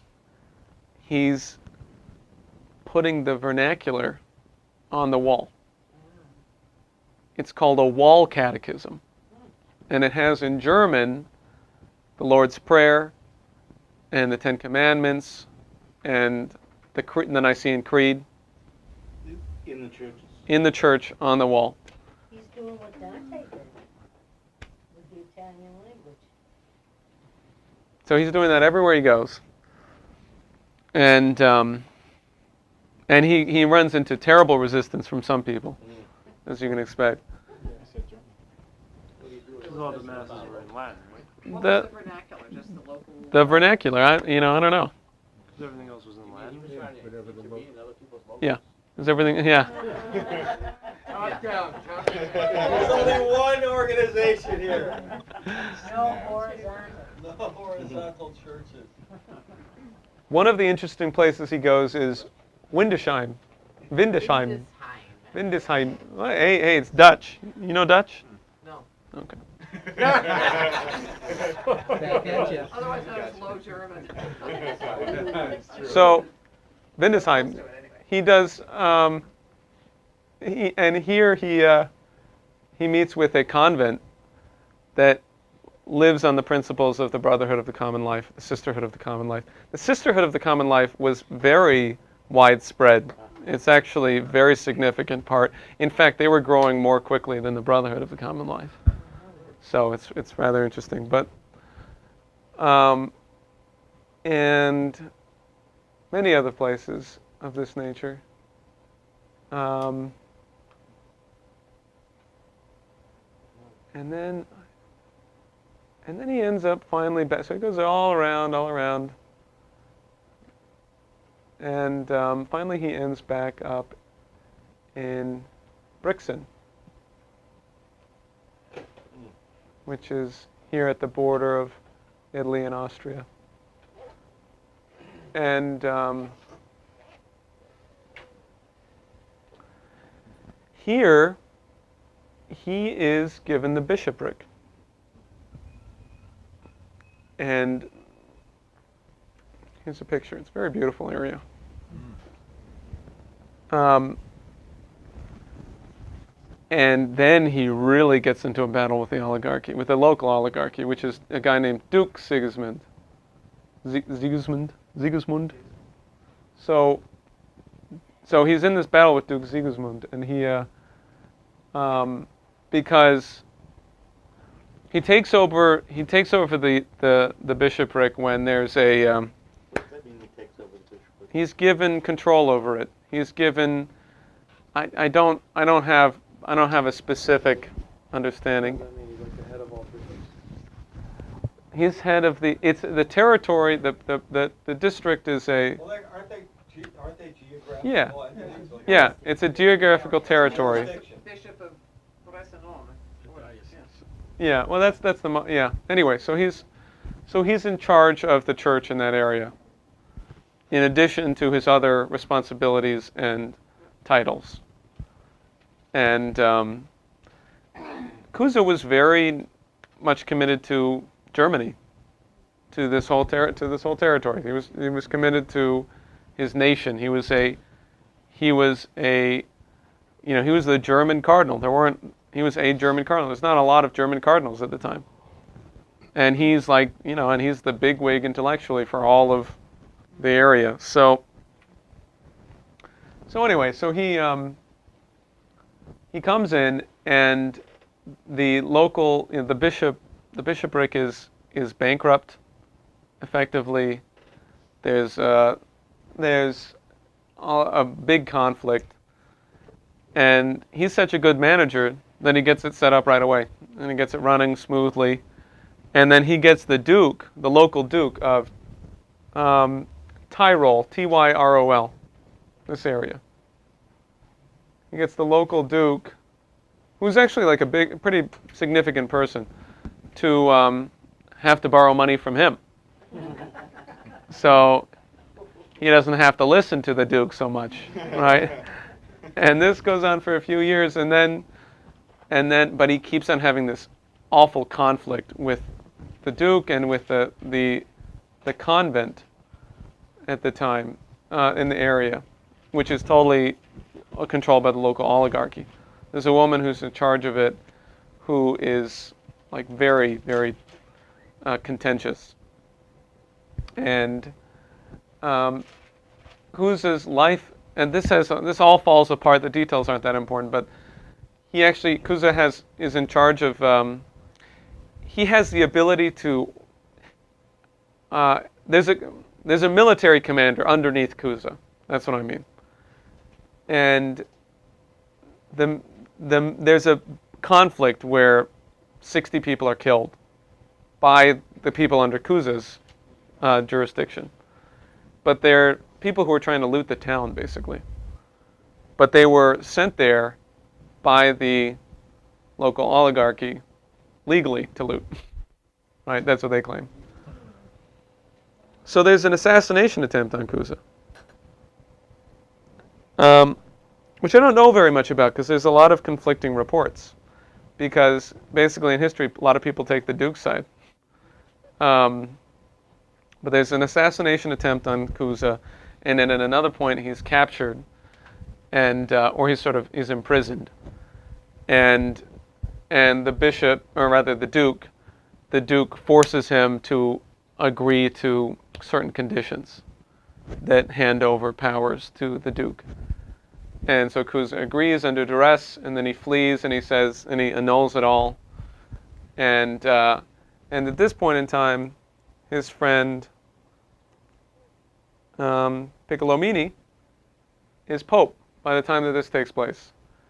And Piccolomini says, Oh, and by the way, in the election of Pope Pius II, the election of Piccolomini, Cusa got votes to become Pope. Cusa got votes. Like write-in? Right in? Or was he from near the Cardinals? I would. The Cardinals vote. They choose someone, and a few of them said we should go with him, with Cusa. So you can see how well respected he is at the time. But Pope Pius II says, "Come to Rome. Rome is the only place for a cardinal. Come to Rome. Come back to me." Right. So he goes back. He goes to Rome, and he gets set up in Rome, and then and that's where he lives for the rest of his life. Now, what is Pope Pius II dealing with at this point in time? That's exactly the important thing. The sacking of Constantinople takes place in 1453. By the Turks, by the Ottomans. That's another sacking, or the? Another sacking. 1204, and then 1453. Those are the two big ones. That's Cusa's handwriting on the right. And on the left is De Docta. This is what it would look like if you got to read it. Pretty exciting. I'm going to go back to this. Oh yeah, here we go. Is he the one that tried to assassinate? Yeah. So Mehmet II is 21 years old when he becomes emperor. Or Sultan. Sultan is what they call it at that point in time. Of the Ottoman Empire. And anyway, he may become emperor a little bit earlier, but he's 21 when they sack Constantinople. That much I'm sure of. And the Ottomans have a success against Constantinople that has not been achieved before, in part because of the fact that they have cannons, which are a relatively new technology. And I don't know much on this, so I can't verify this, but it certainly seems to be likely.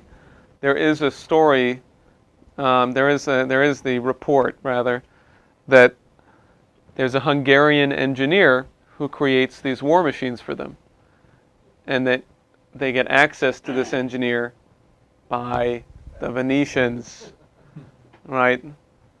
So the Venetians, their fingerprint is all over this. And for 3 days, the army has the right to loot. It's like a 7-week siege, and then they break in. This happens in May of 1453. The fall happens in May. So then they come in, and for 3 days they just sack the whole place. And the reports that come back are devastating. That there is a river of blood. That the Turks are killing men, women, and children indiscriminately. And it's like the most terrifying atrocity that you could possibly imagine.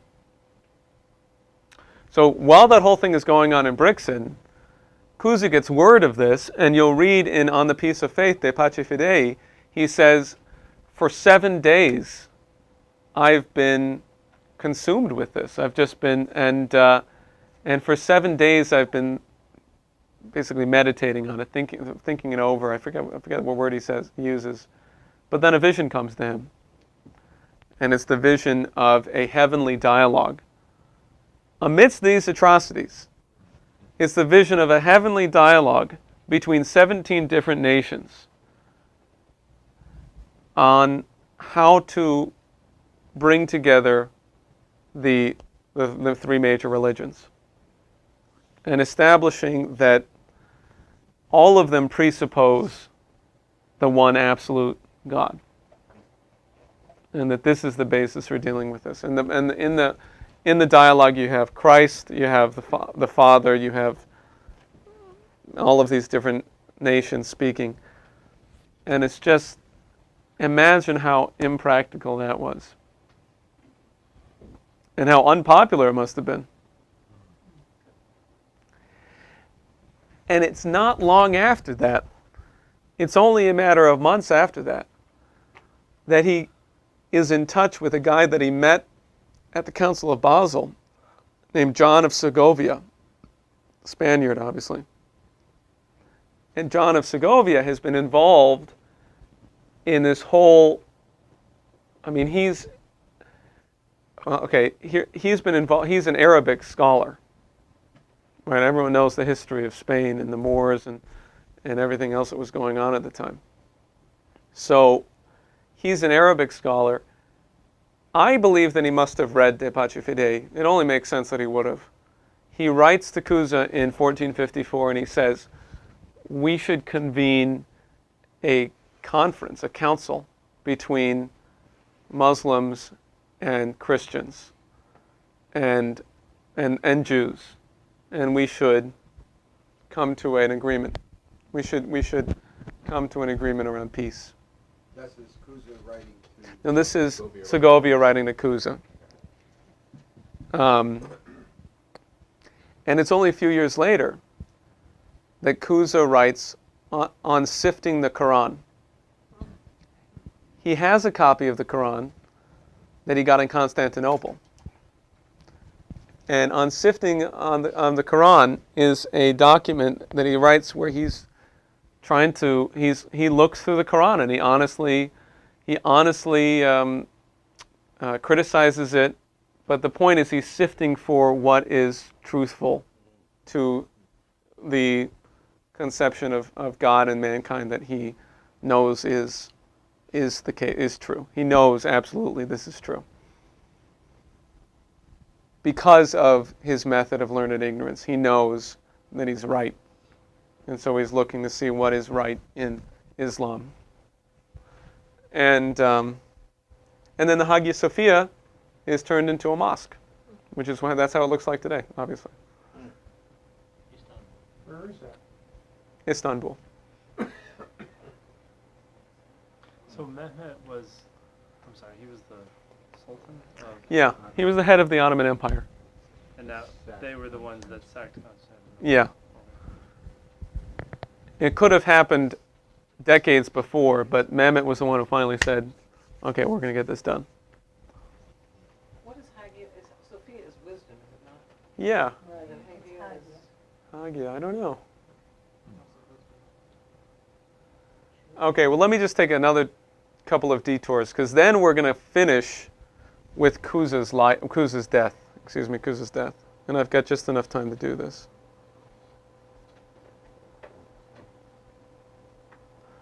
Okay, so this is interesting. 1452, Cusa convenes a synod.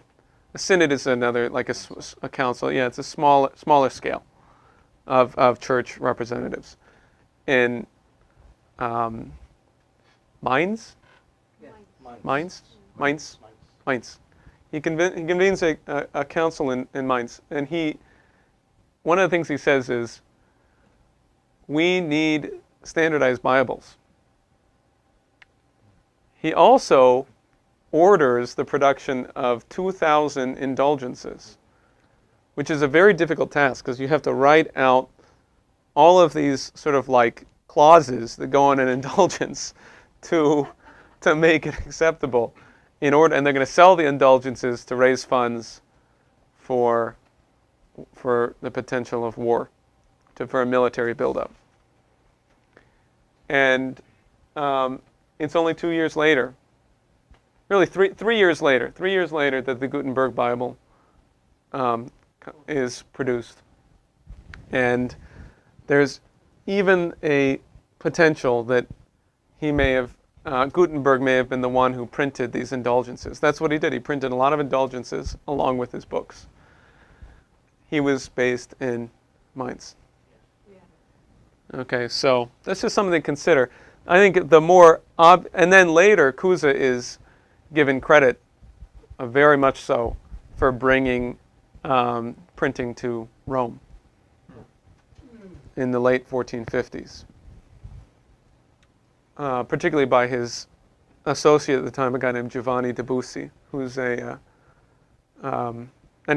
who was later very much involved with the printing process in Rome. But then the obvious thing to consider is just actually the picture of the Gutenberg Bible in the USA is really the point, which is simply that if you have this conception of mankind, then it necessitates the ability to, if you want to plan on that, you got to get it out to everybody. So that's the obvious connection, much more directly than any circumstances. Okay, so here's an example of what a genius Cusa is. I mean, my God. Do you know everyone probably, many people may have heard of the De Barillo document that he wrote. It's similar, it's got a similar concept to unlearned ignorance and the coincidence of opposites. But he talks about how if you take a concave lens, which is a berillus, which is another word for eyeglasses, which are just beginning to be worn, then you can look into something and see the minimum and the maximum. It's sort of a way of talking about, you can see something that you couldn't see before. You gain a clarity of vision, and it has to do with the microcosm and the macrocosm as well. But this is published in 1453. He's the first person in recorded history to talk about using concave lenses. For almost 100 years, people have been using convex lenses, which are fine if you're farsighted. But if you're nearsighted, you need concave lenses. So, pretty interesting. But here's another thing. On the left, you can see 1650, the publication of his dialogues on the layman.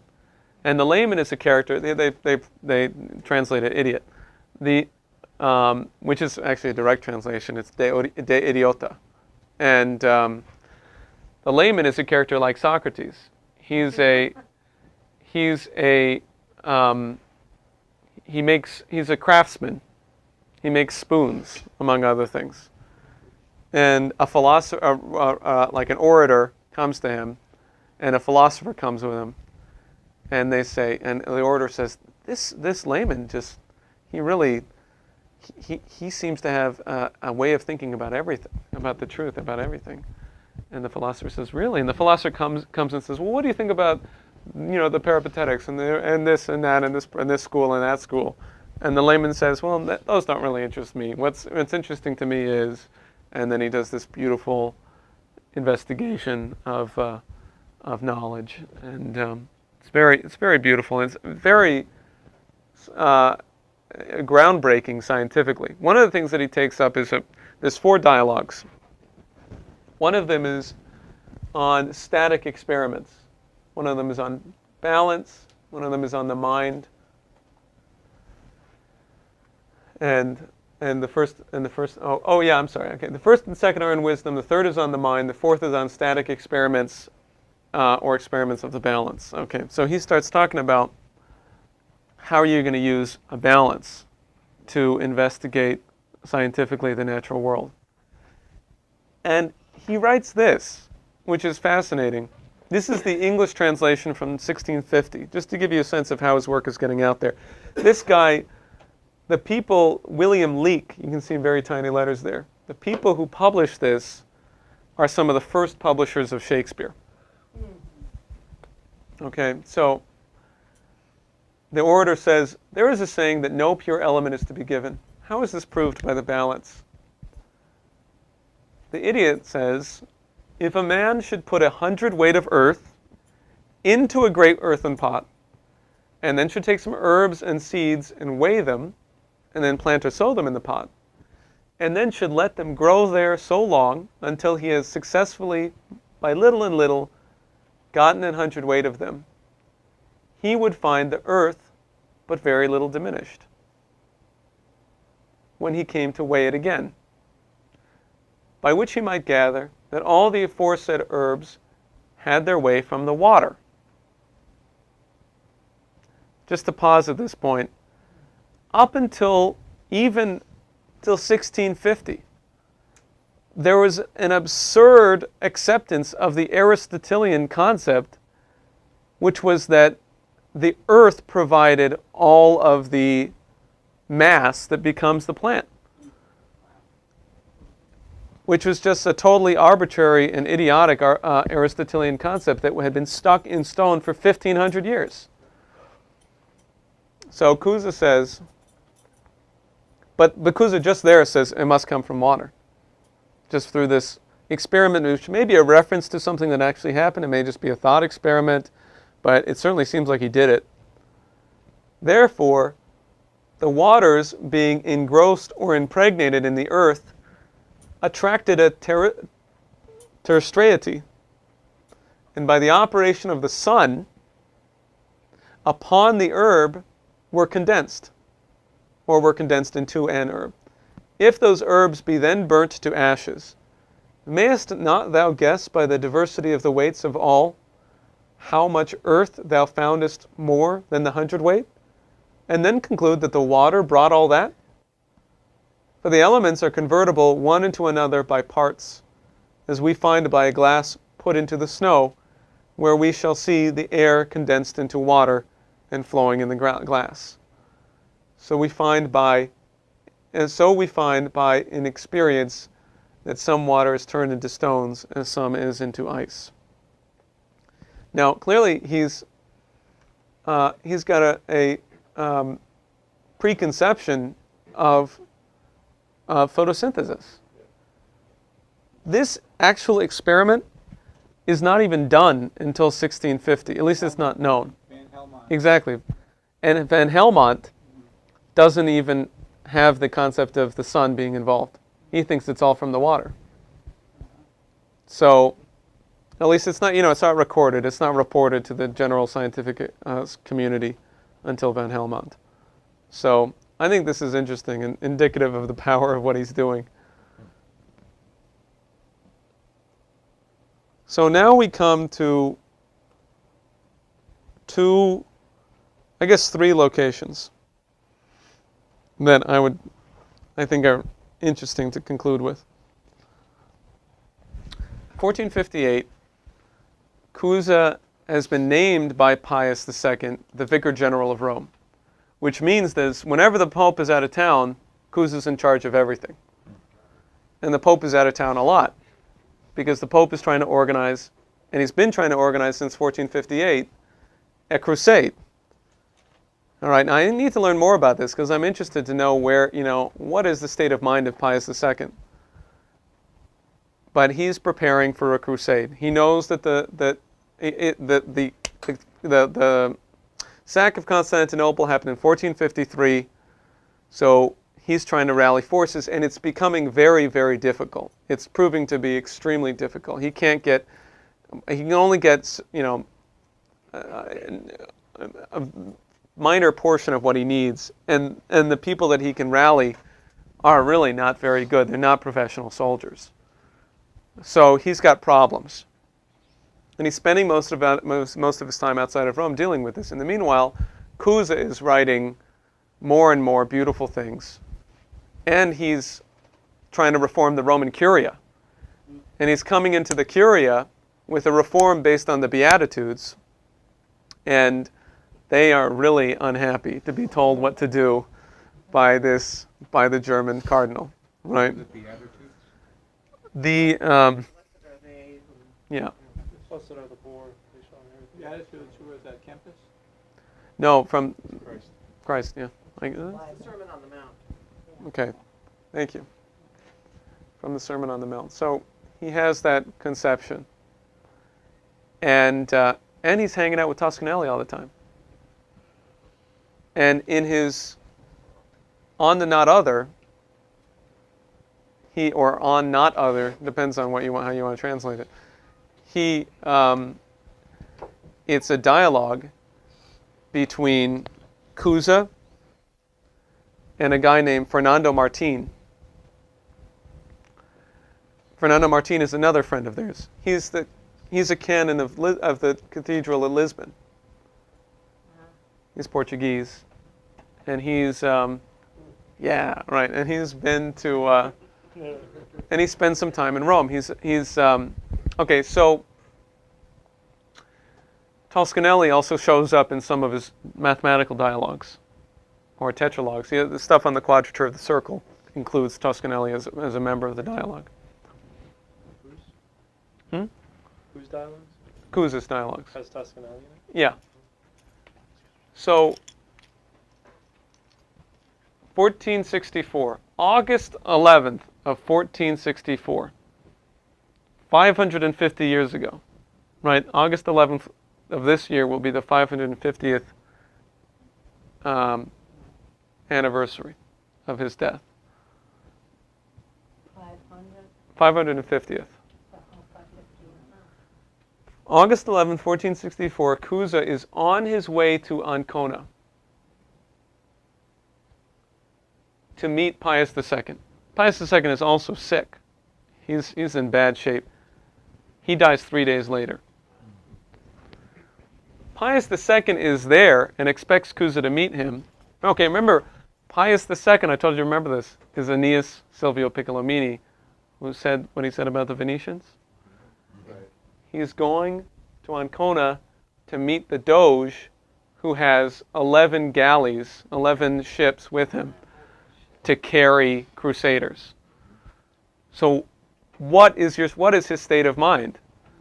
That Pius II has he been forced into a situation where he feels like I gotta go with the practical route. I have to go with the Venetians. I need their help. I'm gonna have to go and beg the Doge.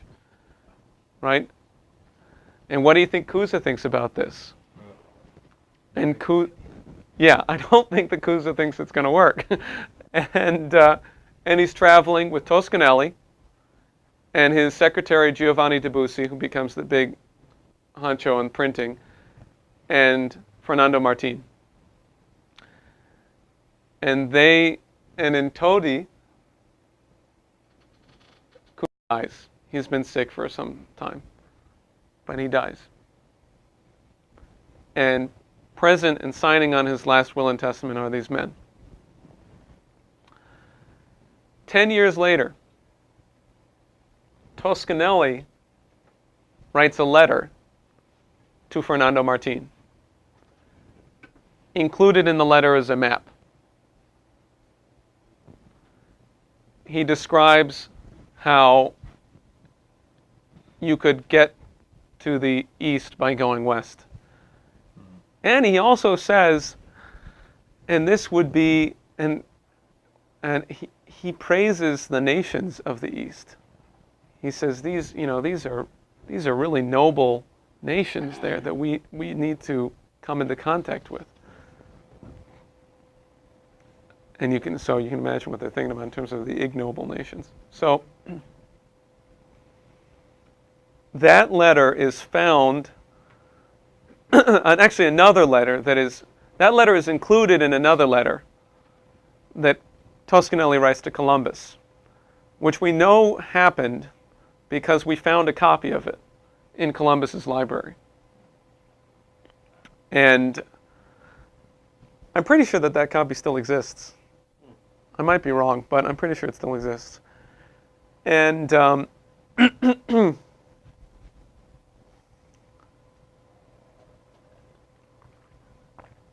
this is the letter and the map that inspired Columbus and that he took with him everywhere. And the book that it was found in was A History of the World written by Pius II.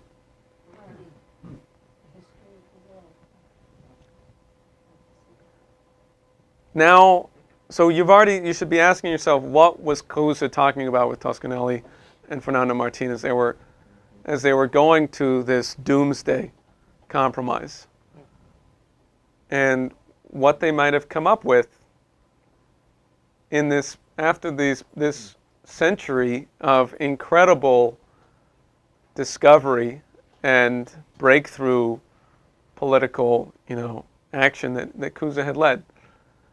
Okay, so let me take you. So now you're asking yourself, okay, well, why? That's so. It's clear. It's clear. It's not hard to figure out what they were talking about, or what they had been talking about all that time in Rome. So why Why aren't we talking about it? Like, why isn't this, how did this, in other words, how did this get erased? That's the question, right? So there's another place that we need to go. This is Vigneault Street in New Orleans, Louisiana. Okay. There's Lake Pontchartrain. This is the Crescent City, right?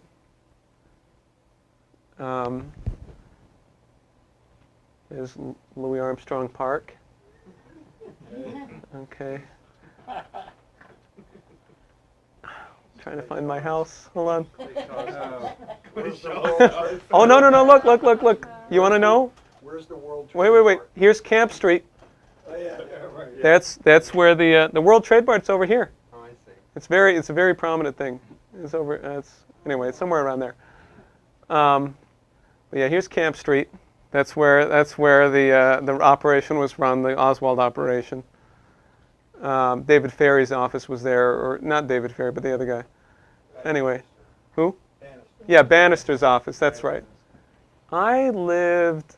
Oh. All coming home. Yeah.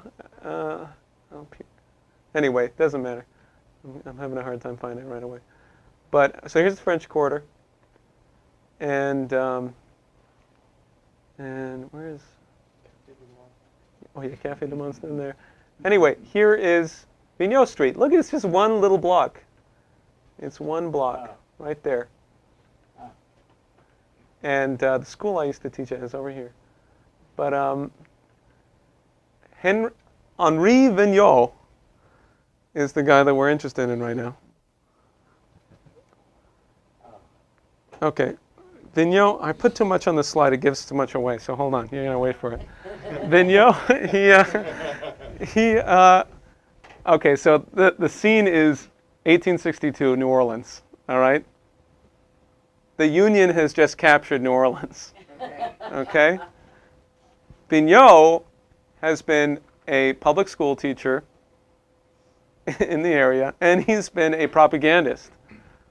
He's been he's a newspaperman in French. Okay? In 1862, the capture of New Orleans takes place. He gets news while he's hiding out in New Orleans that Butler's going to put him in jail. Okay? I can't figure out why. It's not clear to me why. But Butler's going to put him in jail. He bribes a guy $250. Supposedly the last amount of money he had, supposedly. And he gets on a ship to Paris. And what does he have with him? He has dispatches for Slidell, who is the leader. He's like what's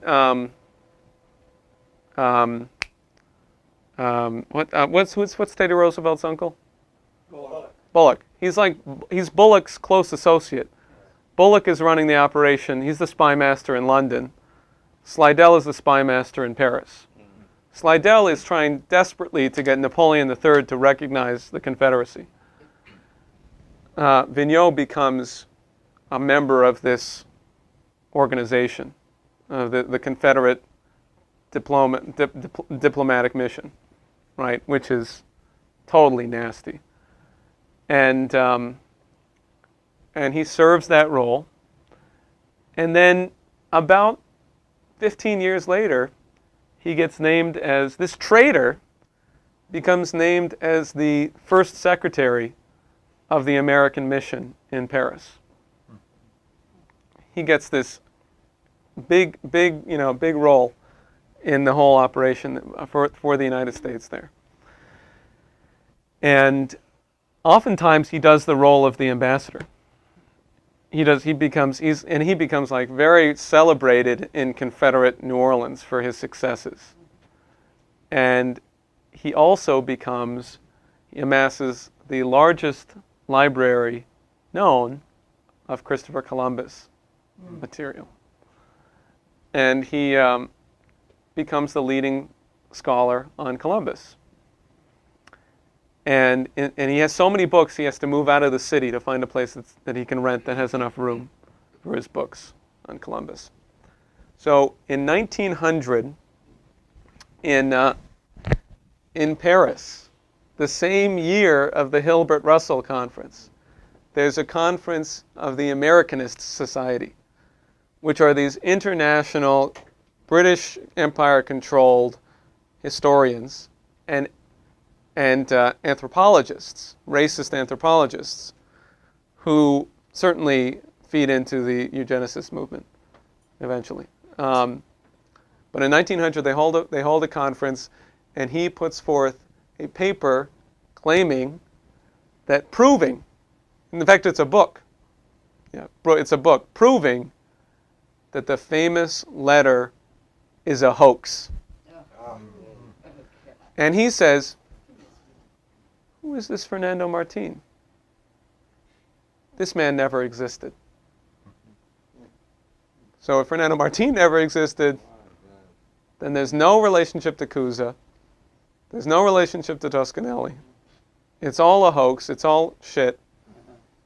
And then and he gets massive coverage for this all over.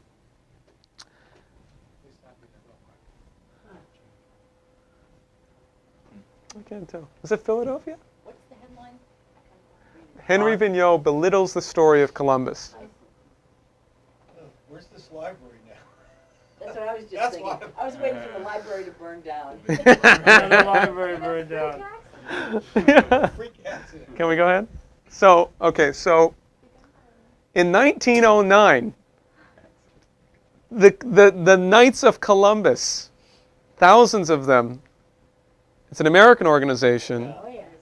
American Catholic organization. They decide we need an American saint, and that saint is Columbus. And they begin a huge campaign for the canonization of Columbus. And the Vatican says, let's just check with, the Columbus scholars.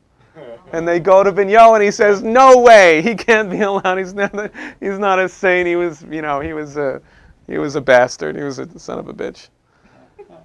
And when he retires, as you can see on the right, he receives $20,000 from, just as a gift, from J.P. Morgan and Carnegie and others for his retirement. $20,000 at the time is the equivalent to $500,000 today. So, 1900. 1900 is when that comes out. 1900, on the nose. Not 1901, not 1899. It's 1900. And anyway, so this is kind of fun, and it's exemplary of what has happened to great Republican leaders. But Well, Yeah. we had an idea of writing a book in 2000, called The Century of Catastrophe, which actually was supposed to start with like Peugeot in 1894, and Tarko and Gell. But this is really the beginning of it right here.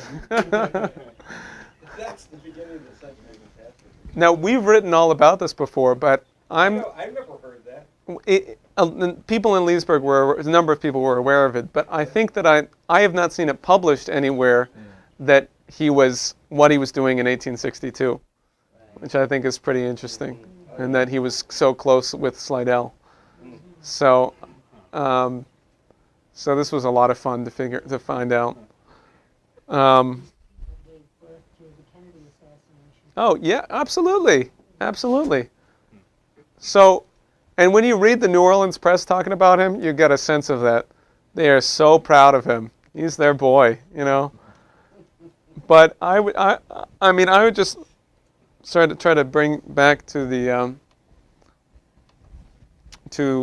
what I opened with, and the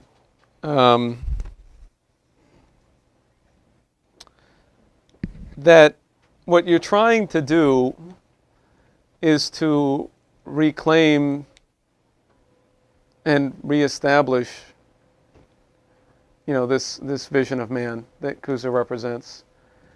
And what that requires is to try to figure out what has happened to the way that we think since 1900. What about what Cusa? It's not just that Cusa's personage was covered up. That's a completely minor, trivial thing in the end.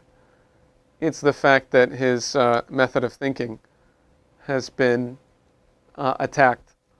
And so the next class I'm going to do is going to be more focused on that. Because forget about all the political successes. I mean, they're just nothing compared to what he does scientifically and philosophically. They have no comparison to his tremendous coup against Aristotle. So, it's a teaser, but we're getting towards 9. But any questions? Yeah. So, this will be the first of several classes on Cusa. And what I did while I was there, there was a short discussion on the first day where we ended up deciding that I was interested in working on Cusa, and it made sense that Alexandra and I would fill out the first trial. We'll do some work on this to provide a pedagogical drive, and or the first things necessary for that. So one of the things I did was I read a lot of Cusa. Still only a tiny fraction of anything of what he's written, because we actually have a lot of what Cusa's written, and then I read everything that the organization has published on Cusa, which is not actually that much. It's very manageable, and everyone, if you want to get started on Cusa, which I think everyone should, the easiest and the best thing to do, absolutely the most profitable thing to do, would be to read all of Helga's articles. And once you're done with all of Helga's articles, then work through a select few of Will's articles, which are more focused on particular documents and so forth. But Helga absolutely does this beautiful overview. And it occurred to me that something that was not totally highlighted, and that I certainly didn't know much about, was what was the strategic situation in Cusa's life. Because, I had some ideas, but once I started to dig into it, it just enlivened everything for me. It made things a lot more real. Because the real question, I started with 2 questions. I started with, one is, what is the strategic, importance of Cusa today? And 2, what is this principle of the maximum that Lynn keeps on referring to in his papers when he's talking about the first triad? So those are the 2 things. So I'm not really going to get into the second question today, except by sort of bare reflections of it. And what else I want to say on this? Anyway, what I do hope that you draw from this is a sense of what was the meaning of strategy then. And I think that a final thing to say on this is, it occurs to me that if you're thinking about Linden's task especially around Bertrand Russell and everything that's been done since 1900, how do you get people to realize that they're living in a dark age? How do you get people to be self-reflective of their own concept of mankind when it's something that is so, first of all, it's been a century. Second of all, it's so deeply a part of the fabric of your identity, of every social relationship that you have. So we've got to do that nevertheless. We've got to dig that out, and we've got to give ourselves an ability to deal with this. So my first 2 classes, and this one is extensive, so we'll just go until we get to the end of Cusa's life, and if that takes 2 sessions, it takes. Italy is down this way. Do you have some kind of a pointer? Yeah, that'd be nice if we had a laser pointer or something. Oh, Roger might have turned the mouse. Yeah, we can turn down the lights. Yeah. It's a pointer and power view. Yeah, Roger. Yeah, I want a laser. Oh, watch that water. Okay, Thank you. you can shoot down missiles. Yeah, and energy flux density for, okay, for PowerPoint. PowerPoint flux density. Okay, so this is just sort of for your interest, but I am going to use a series of maps later, as you'll see. Okay, so anyway, here's Scandinavia, Flanders, Westphalia, Bavaria, Bohemia, Russia's up here, Russia, Oh, yeah. and then Anglia, and this is Ireland, and then down here is Italy, and yeah, you see Orient right over here, Transylvania. Yeah, so it's got a lot on it. And one of the ways that they know, and here's Trier. Okay. Anyway, so this is, I'm actually trying to use this as to prepare your mind for the concept that Cusa uses in 1464, in the year of his death, on, a work called Compendium, which I want to use to frame this whole discussion. And I think it goes to this concept that Lynn put forward in that paper. So in this work, he spends the first, I think it has a lot to do with Book 4 of the Harmonies. He spends the first 7 chapters talking about sense perceptions, emanations, as Kepler would put it. Very much going through these things carefully, through how it works. By this point in time, he's already said, mankind is different from animals completely. Mankind cooks his food. Mankind uses, clothes himself, does all these things. He's gone through a sort of a concept of technology and fire as differentiating man and animals. What book is this? It's referred to as Compendium from 1464, and that's so. So I think it's really delightful, and you'll see how Kepler comes after this, how Kepler requires this. So, you mind reading it, Frank? Can you see it from back there? I know it's kind of small. Therefore, a completely louder. Somebody said? No, go ahead. Therefore, a completely developed animal, in which there is both sense and intellect, is to be likened to a geographer, who dwells in a city that has the 5 gateways of the 5 senses. Through these gateways, messengers from all over the world enter and report on the entire condition of the world, doing so in the following order. Those who bring news about the world's light and color enter through the gateway of sight. Those who bring news about sounds and voices enter through the gateway of hearing. Those reporting about odors enter through the gateway of smell. Those reporting on flavors enter through the gateway of taste. And those bringing news about heat and cold and other tangible things enter through the gateway of touch. Suppose the geographer to be seated and to take notice of every report, in order to have within his city a delineated description of the entire perceptible world. Now, if a gateway to his city, say sight, always remained closed, then because messengers with news about visible objects would have no entrance, there would be a defect in the geographer's description of the world.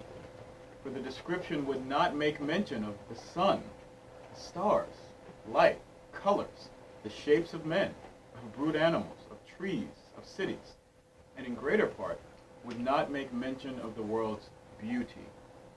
Likewise, if the gateway of hearing remained closed, the geographer's description would not contain anything about speeches, songs, melodies, and the like. The case is similar regarding the other senses. Therefore, the geographer endeavors with all his effort to keep all the gateways open and to continually receive the reports of ever new messengers and to make his description ever more accurate. So you have to position yourself as a geographer within the city. and then I'll finish this part up. At length, after he has made in his city a complete delineation of the perceptible world, then, in order not to lose it, he reduces it to a well-ordered and proportionally measured map.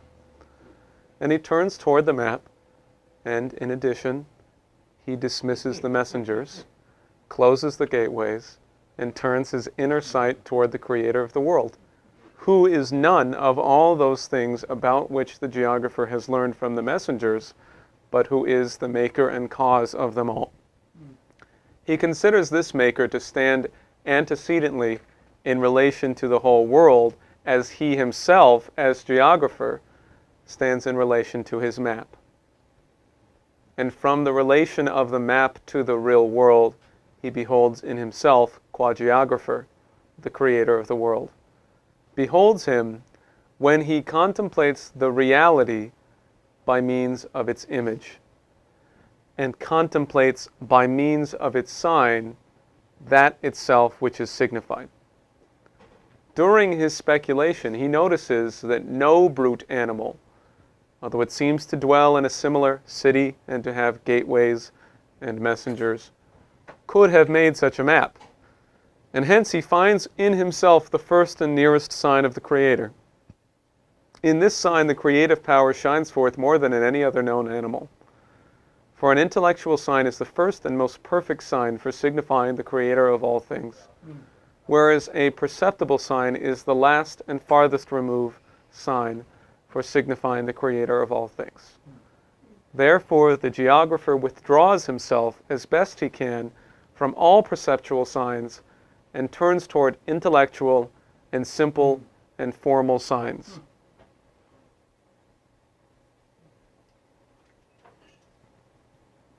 So I think that this is the kind of thing that you have to do in terms of a project like this.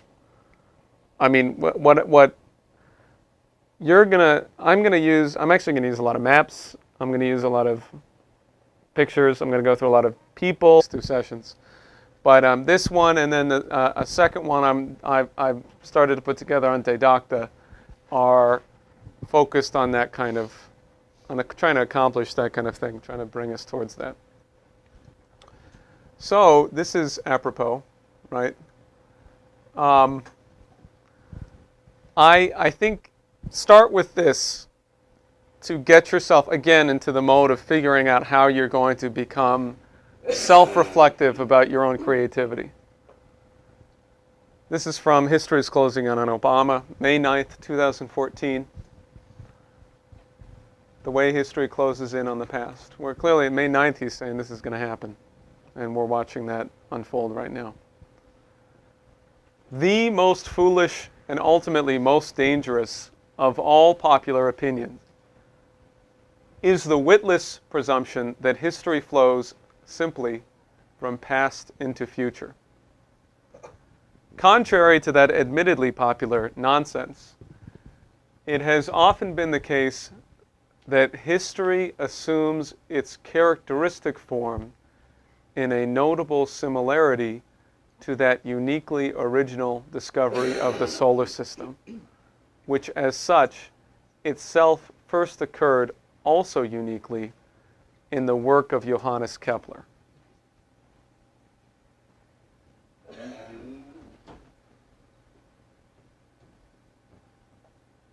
So Lynn just starts off the paper with this, with one paragraph, and then he kind of explodes, and he really turns it into something remarkable. But I think that this is, if you want to think about what is wrong with your concept of history, any received concept of history that you have, any popular concept of history that you have, this is a pretty fantastic clue to follow, to track down. Because how could it be that the characteristic form of history is similar to the discovery of the solar system? So keeping that in mind, because I think the task today is to get a sense of what history really was for Cusa. What was Cusa's role in history? What was his strategic significance, and so forth. So I have an idea on how to develop this. Here's Cusa. 1401 to 1464. On the right is his crest. Does anyone know why it looks like that? He doesn't know. It's not because he likes to eat lobster. His family's from Maine. He's from Bar Harbor. Yeah, no, you got it. No, he, Nicholas of Cusa. Well, okay, as everyone I think realizes, Cusa is a place name. It's Cus, Kues. It is a place, and please correct my pronunciation because I don't speak German or French or anything. So, but Trier, right? That's my best attempt. I heard these guys. So it's right next to Trier, right? And it's on the Moselle River. We'll get into that a little bit later. The reason it's a crustacean is because his birth name is Nicholas Krebs. That's his last name. So, you know, Cusa's just where he's from. Nicholas Crab. That's the family crest. It's on the, if you ever go to that place, that's what's on the house, the Burke house. Exactly, yeah. Do we want to set up a boom mic for questions? Are we going to miss the questions? No, I think it's okay. Okay. So, and then obviously you've got the red Cardinals hat. And you can see on the left. And that is what Cusa looked like. I think this is kind of fun because you'll see in my presentation I use a lot of pictures. I want people to have some imaginative concept. But a lot of the pictures are actually just people's imagination of what the person might look like. And they're done from 100 years later. Not all of them. Cusa is one of the people who is actually portrayed during his lifetime. So that's what he looked like. Anyway, so his father is a boatman and in Cus. Let me get to the next part. Cusa was a Cusanus, Nicholas, whatever you want to call him. Cusa was he was really interested in astronomy, among other things. And so these are three instruments he had, just to give you a little bit of a sense of him as a person. On the bottom left is the astrolabe, which was invented at least a few hundred years before Christ, maybe long before then. And it was used to determine the angle above the horizon of any star. So you can pinpoint the North Star and then figure things out from there. Excuse me. On the right is a torquetum, which, if you want to see one, Rick Sanders has built one in his home. Actually, his son built it. But I can't even briefly explain this without making some kind of mistake, I'm sure. So I'm not even going to. But it's used to look at the stars and the planets in particular. And on the top left is a celestial sphere, which is you have a globe, and then you have the projection onto an outer globe. If you imagine, the Earth is at the center of that, and it's projected outwards onto this sphere. Sphere, is that what you mean? Sorry? You mean armillary sphere? Armillary? That may be a... No, it's not. Okay. Anyway, it's a celestial sphere, is what I understand. This is the first map of Europe that is known. It is attributed to Nicholas of Cusa. So the dark is water? Yes. Up at the top is Scandinavia. The ancient Greece didn't maps of Europe. Well, I mean, it's not. I don't know. I can. I'm first of all, everything's lost. So anything could have happened.